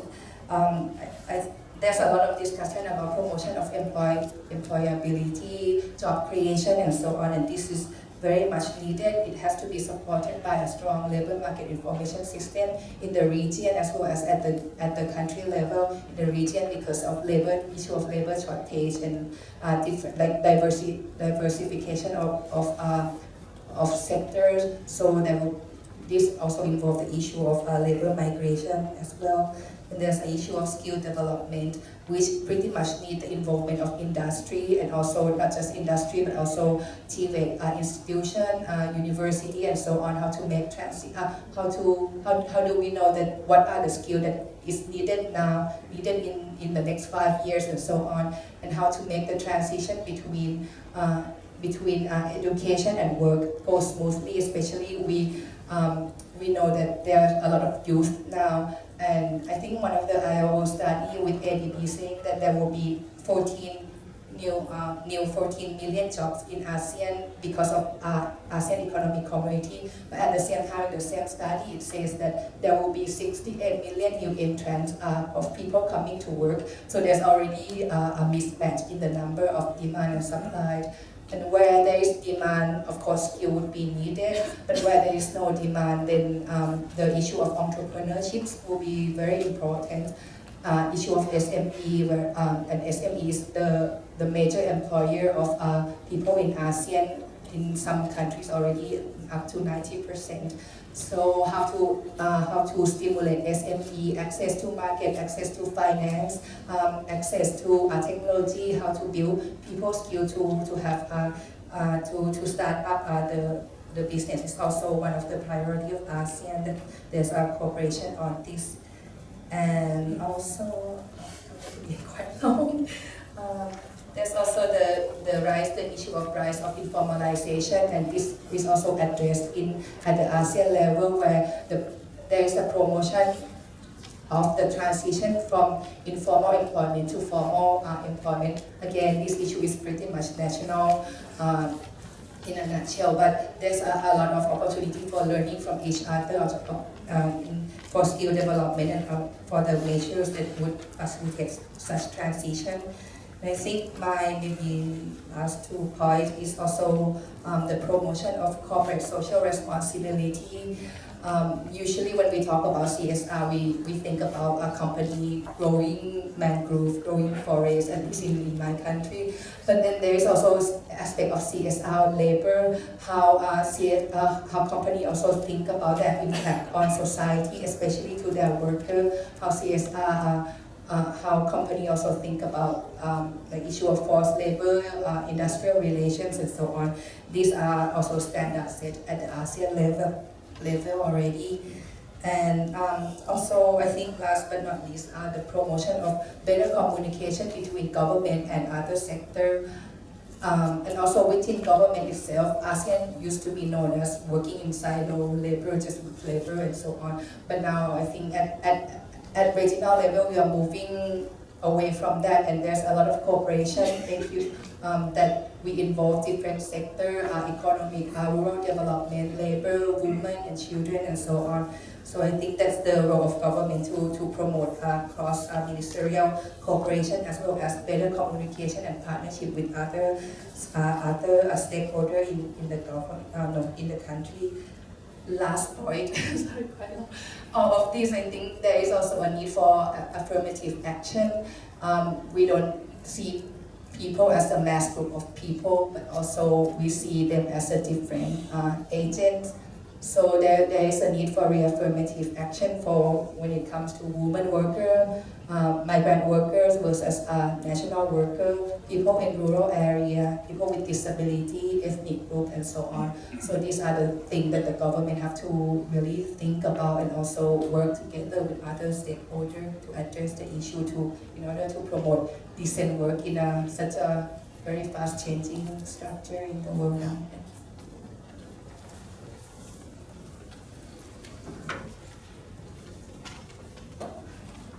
I would like to pick up only 2 points from Ms. Pisano's statement. She mentioned the last the policy intervention made by the ASEAN, and then she said that the ASEAN is making a decision on the basis of the consensus among members. But the consensus building takes slow. But the goal of ASEAN is to lift the economic growth, living standard equally to all the member states.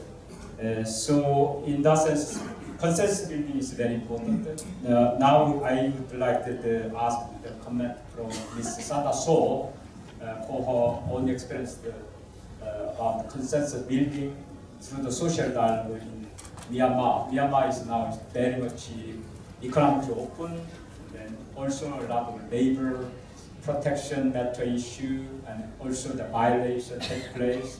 And the union is very active to provide protection to workers, and also the tripartite consensus is discussing about the changes of legislation to provide the better protection to workers, and also to regulate the conditions of the employment and so forth. So the Myanmar is a very important country economically nowadays, and then it's a very good example, understanding the tripartite consensus building to lift up living standard and working conditions in Myanmar, and also prepare the future war. Thank you for the introduction and giving me this opportunity. Before I talk about the role of the social partners, I would like to tell the participants here in the conference that is in 2016 I participated in the Design Working Global Supply Chain agenda at the 105th IRC session. So what I saw in this agenda, governments from Asia and Pacific and employers from Asia and Pacific, they deny to include negative impacts of global supply chain and globalization. And that is one thing. Another thing is they didn't want to include labor provision, especially co-labor standards in the free trade agreement. Here, I would like to raise this point again. In our regional level, our governments and employers, we need to work hard to protect our workers in good faith. Because even in the ILC session, we did not get positive contributions from our governments and employers. I'm sorry to say that, especially even from our Japanese government, we didn't get support for the positive contribution. So here, when we talk about the future of work, I'm asking myself, we want to see the future of work in positive way or negative way. So if we want to see positive way, we all know that we have to work together, in good faith, in positive manners and good attitude. But what I have seen on the ground, in Asia and Pacific region, we can say that Japanese social dialogue and Singapore social dialogue, are better than other countries. But the rest countries, we are still facing the challenges in social dialogue, to improve decent work for all. In Myanmar case, yes, trade union, we have been actively participating in the dialogue, but whatever we contributed in the discussion, the government and employers, they didn't listen to us because we still have less representative. So the role of the trade union is we have to build up our bargaining power. That is main thing. To get, if we do not have representative and the government and employers, they will not listen to us, I'm sure. Even though we are talking about good attitude, good faith, if we do not have bargaining power, they will not listen to us. So the most important role of our trade union is we have to build up our bargaining power in the discussion. That is one thing. Another thing is, if we believe, if we want to see, positive impacts of, our future of work, our partners, we have to actively, participate in the discussion. We all know that in the policy, right now situation is in the policy formulation, trade unions were not invited. Even in the ASEAN level, if you look at, you have many signed, free trade agreements, but you didn't invite trade unions and stakeholders to the discussion of free trade agreement. So how we will, improve, our decent work without trade unions, without taking consultation from trade unions. So first, I want to highlight, our governments and employers, we all need to, need to have good faith and good attitude. So otherwise, we will not achieve, we will not see, positive impacts of our future work. So if we want to protect our people, we need to work together. And if we believe, if we want to participate in good faith in the discussion, what are the rules of the employers, governments, and trade unions? Yeah, education is the most important thing for all partners. We are in the learning curve because we all are in developing countries. We are learning from, not only from each ASEAN country, but also from developed countries, like Japan, Singapore, in Asia and Pacific, and also from Western countries. We need to learn other, better, good experience from other countries. That is main thing. All social partners, we need to have a higher capacity and higher education in this regard. And the second thing is government, yes, that is their responsibility to take initiative, for future work, but they need to invite all stakeholders, including trade unions, so that we can raise our voice in terms of negative impacts of globalization and global supply chains. So, currently we are facing the governments, they do not have transparency, and they are not inviting stakeholders frankly. So in the future, the government, they need to invite all stakeholders in positive manners. And from the employer side, in bilateral discussion or tripartite discussion, what we have seen is, even in the trainings provided by the ILO, employers, they did not participate. They did not attend because they have their own business. So they want to run their business. They don't want to give their time for ILO training. So ILO conference. So in the future, employers, they need to participate in the ILO trainings, ILO discussion at all levels, not only country, national level, but also regional level and to global level. And with the tripartite consultation, if we have a better policy or action plan, yes, of course, we have to work together for implementation, such as labor market information, skill training, TIVA scheme, or social production. Under the design work agenda, we all know that there are 4 pillars: fundamental rights, social production, social dialogue, and employment promotion. So in each and every pillar, we have to work together. We have to work for implementation. And the final step is for monitoring. So trade unions, we have very important role playing in the monitoring system. We have to monitor every positive and negative impact of our future work, and then we have to discuss. We have to raise this issue at the bilateral or tripartite discussions. So that's my contribution. Sorry, I want to reach one more point.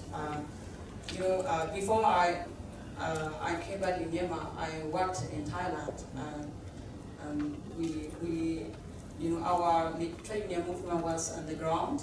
But when I came back in 2012, I believed that we could build a very good functional social dialogue in the country. But now I have been working for 5 years in the country.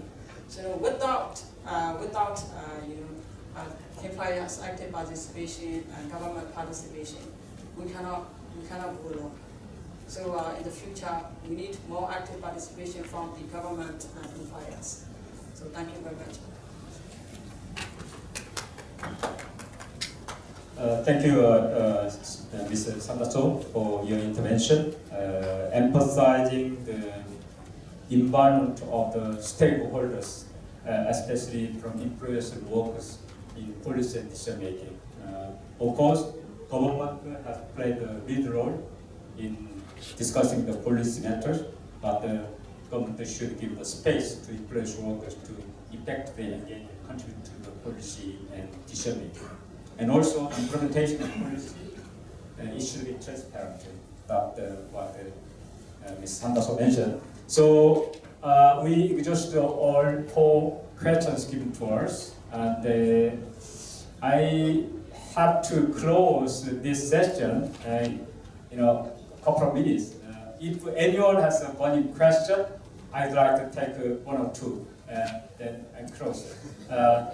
Please, commentators, let's give the space to the colleagues. Mr. from Indonesia, and then Mr. Soma. Please permit me only take 2 comments. Yes, please.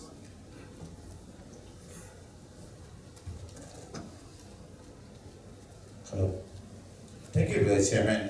Just one quick area of concern. Very good presentation, contribution by ASEAN Secretariat. Very good. There's one area I need to speak on: policies on workers. 2016-2020, Malaysian government has come up with a policy on migrant workers. We are speaking about workers, but Malaysia we have buffer, no problem. In case we are replacing with technology, the hits are going to roll for migrant workers.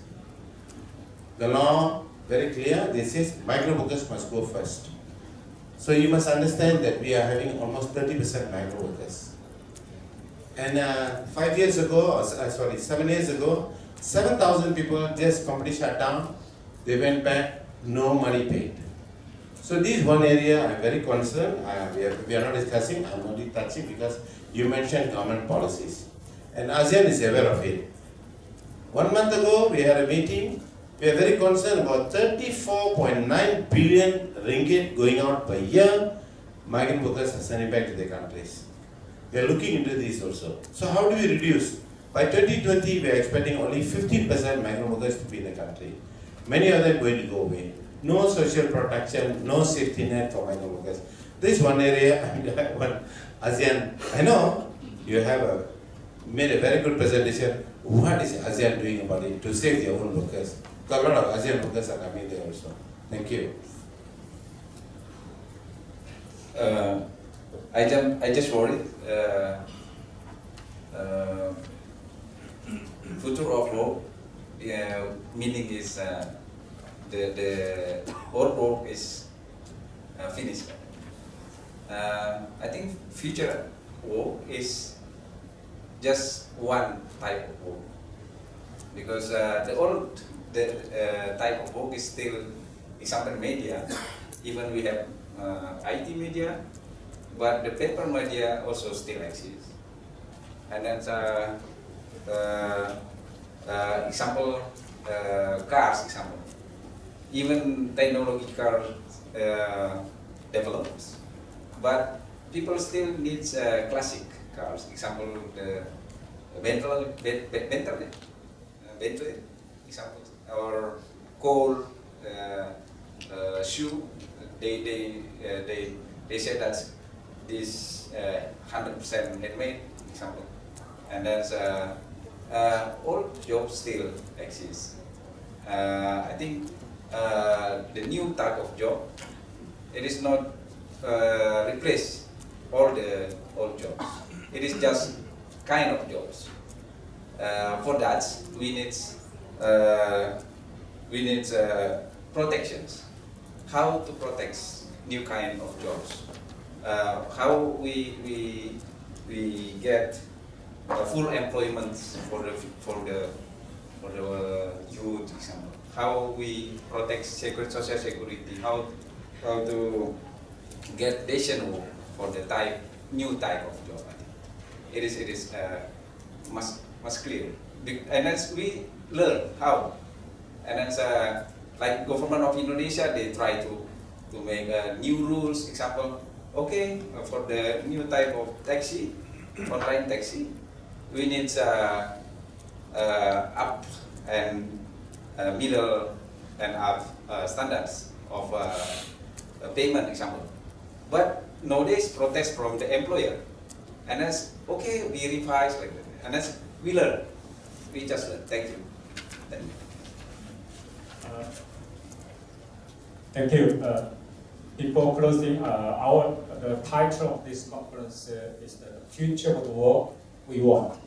So we human beings should have a power, authority, and right to shape the future world. Right? So I would like to invite the panelists to give you only one point of the insight, what you as an expert and also person influential to the society in your capacity as an expert and also from your institution, what you can do for next generation in terms of the process of future work. So I would like to invite the first from this Pisano from ASEAN, and for 30 seconds and maximum, please. Thank you. Okay, I will be very short. I think, well, the future of work is real and is happening. So what I would like to emphasize that we have to all work together. Maybe somehow when government wants to, especially at ASEAN level, wants to work with social partner, it's not perfect, but it's getting there incrementally. So I just want to emphasize that this is the real thing, and then this might involve some profile change of the way people think. Not just about the issue, but about how we work together, how to be constructive, and so on. So, the most important thing would be working all together across sector, across stakeholder, and also involve the people who eventually, is their problem.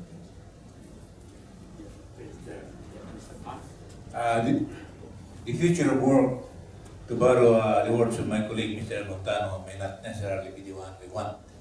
The future of work may be what is on the table as a byproduct of technology, innovation, and may even be climate change. As borne by the study of the Asian Development Bank, for example, it said that the temperature would increase by 6 degrees centigrade by the end of the century. So we must adapt to that. And finally, in the matter of policy, government has a lot to say about policies as far as the future of work is concerned. So we must adapt. And if the kind of work is already there, presented to us, I think we can just follow a mantra from an athlete who said that we should start from where we are, use what you have, and do what you can. Thank you, Mr. Tan. And may I invite Mr. Yoshimura?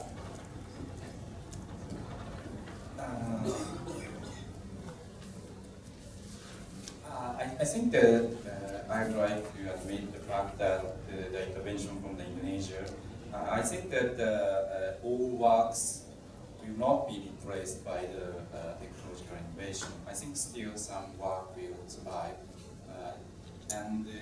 But I have to think about some type of new work is created in the current situation. And I am thinking about the issue of platform-based workers. Under the circumstances, under the current legal system, these people are considered as self-employed, which means that these people are not covered by the employee-based social insurance systems, and they are not allowed to organize unions or negotiate with platformers. So, based on the fact that these type of work is increasing, we have to think about not employed, but not purely self-employed. So there are some people in the middle of the two systems. So we have to think about a new way of protection in order to help them to have decent jobs for the people engaging in these kind of integrated type of jobs. Professor Priya? Well, future work, so we talk about the future. So I myself plan to retire next 10 years. So as well as you guys, that people will change. I mean, of course, in the next 10 years, so we don't know where we go. So we talk about collaboration with the government, etc. So that's may not be happening. So because we are gone. So that's why I was thinking about new generation, that how to make sure that I was thinking of a colleague. It's also about a colleague from Philippines actually. So I forgot your name, but you talk about people should have the right to live happily. So I was thinking about how to make sure that decent work works with the new generation. That somehow we talk about new generation, that how can they know that what job they can do, and what job will be good for them, and they can increase their productivity. How can we know that? How can we make sure that new generation will work on the job that they love to do, and they like to do, and they're good to do, and that's benefit to the world as well for the job. So that can be the role, not just university, but also society as well. How to ensuring that the new generation can work and live happily in the way to do, and that's what the future work we do with the good protection, with the good social protection, with the good income standard, and the good support from the government. So I think that's the future work we do. I'm not talking about technology. People can work with agriculture, they can work with service sectors, but they know and they train to use technology in a good way or in a more creative way. So that, and I think that's my future goal at once. I'm not sure we want or not, but I actually want to see. Thank you. Thank you very much. I'm not intended to summarize anything here because this is a dialogue between panelists, commentators, and the people in the floor. So this is all about the exchange of the dialogue in this session. And on behalf of the... No 30 seconds for us?